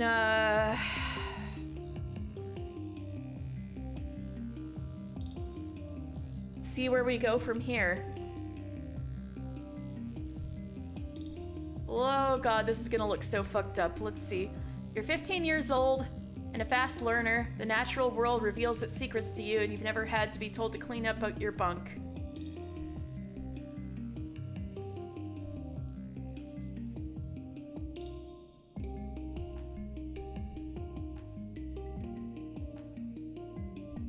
No, look at all these dead people. No. 1, 2, 3, 4, 5. Oh my god. 6. So Nougat's that little kid. Motherfucker. Fucker.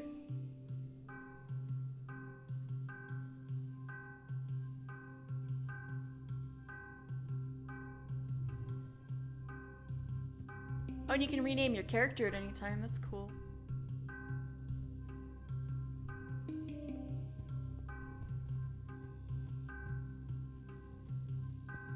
Is everything back? All the facilities? Oh, whatever. I said I was leaving for now, right? That's engineering now. Where's command? Is that the ship itself?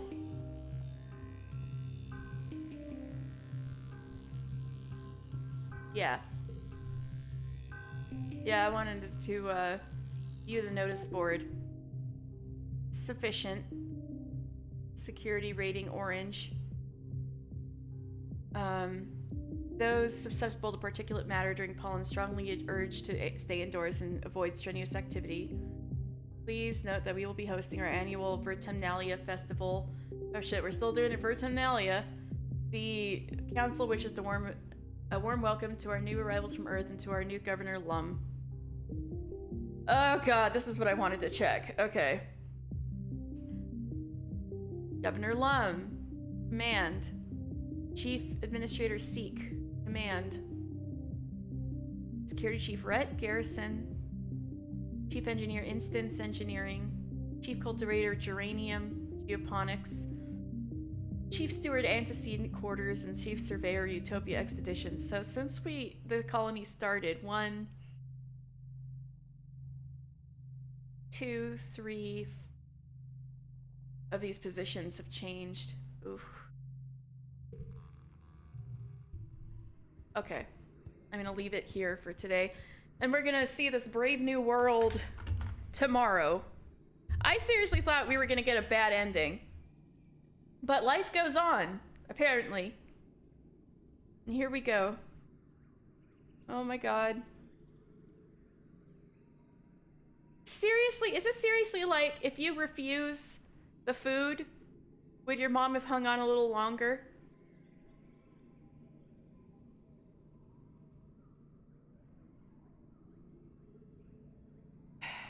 Failing the check didn't cause this, by the way. Okay, thanks. It was just a horrifying coincidence that I happened to be trying to fix the greenhouses right before the fucking ship landed on them, and I failed the doing a good job at checking at trying to fix the greenhouses, and then I was like, then a fucking ship falls on us. It was just a terribly bad coincidence, wasn't it? I was just like, seriously?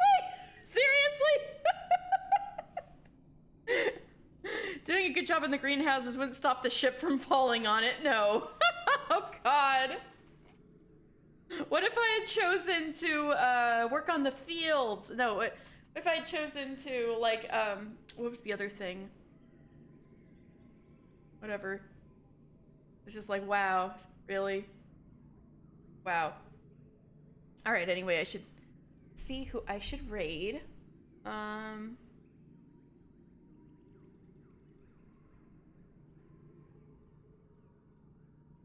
Oh! Oh, friend Tanuki Bean, who I met while playing Amori, is playing Amori. Oh no, wait, Tanuki Bean met me through Valhalla, right? Oh, sweet. Oh, I don't want to spoil you guys on Amori if you guys haven't played it, though.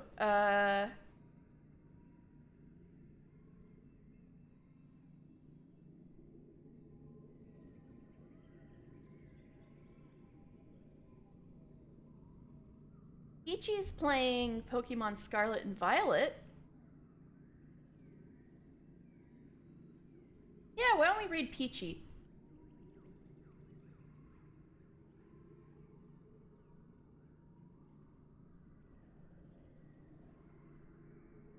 Alright, we're gonna raid Peachy Prince, who was here earlier. Let me just make sure I spelled that right. Alright. So thank you guys. Sorry for the little hiccup in the middle.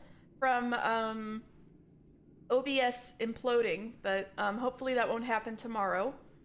And I'll see you guys tomorrow for the last Exocolonist of the week, and we can see how it goes. Haha. If we can make it through and everything. All right. Yes, Abby. Oh, thank you for sticking around, Abby. So great to see you. Yeah, sorry it got like so depressing at the end there, Abby, but yeah. Absolutely. Thank you for watching. And thank you, Elliot, too, and everybody. Thank you so much for watching. I'll be back with more of this game tomorrow. All right, I'll see you guys later. Bye.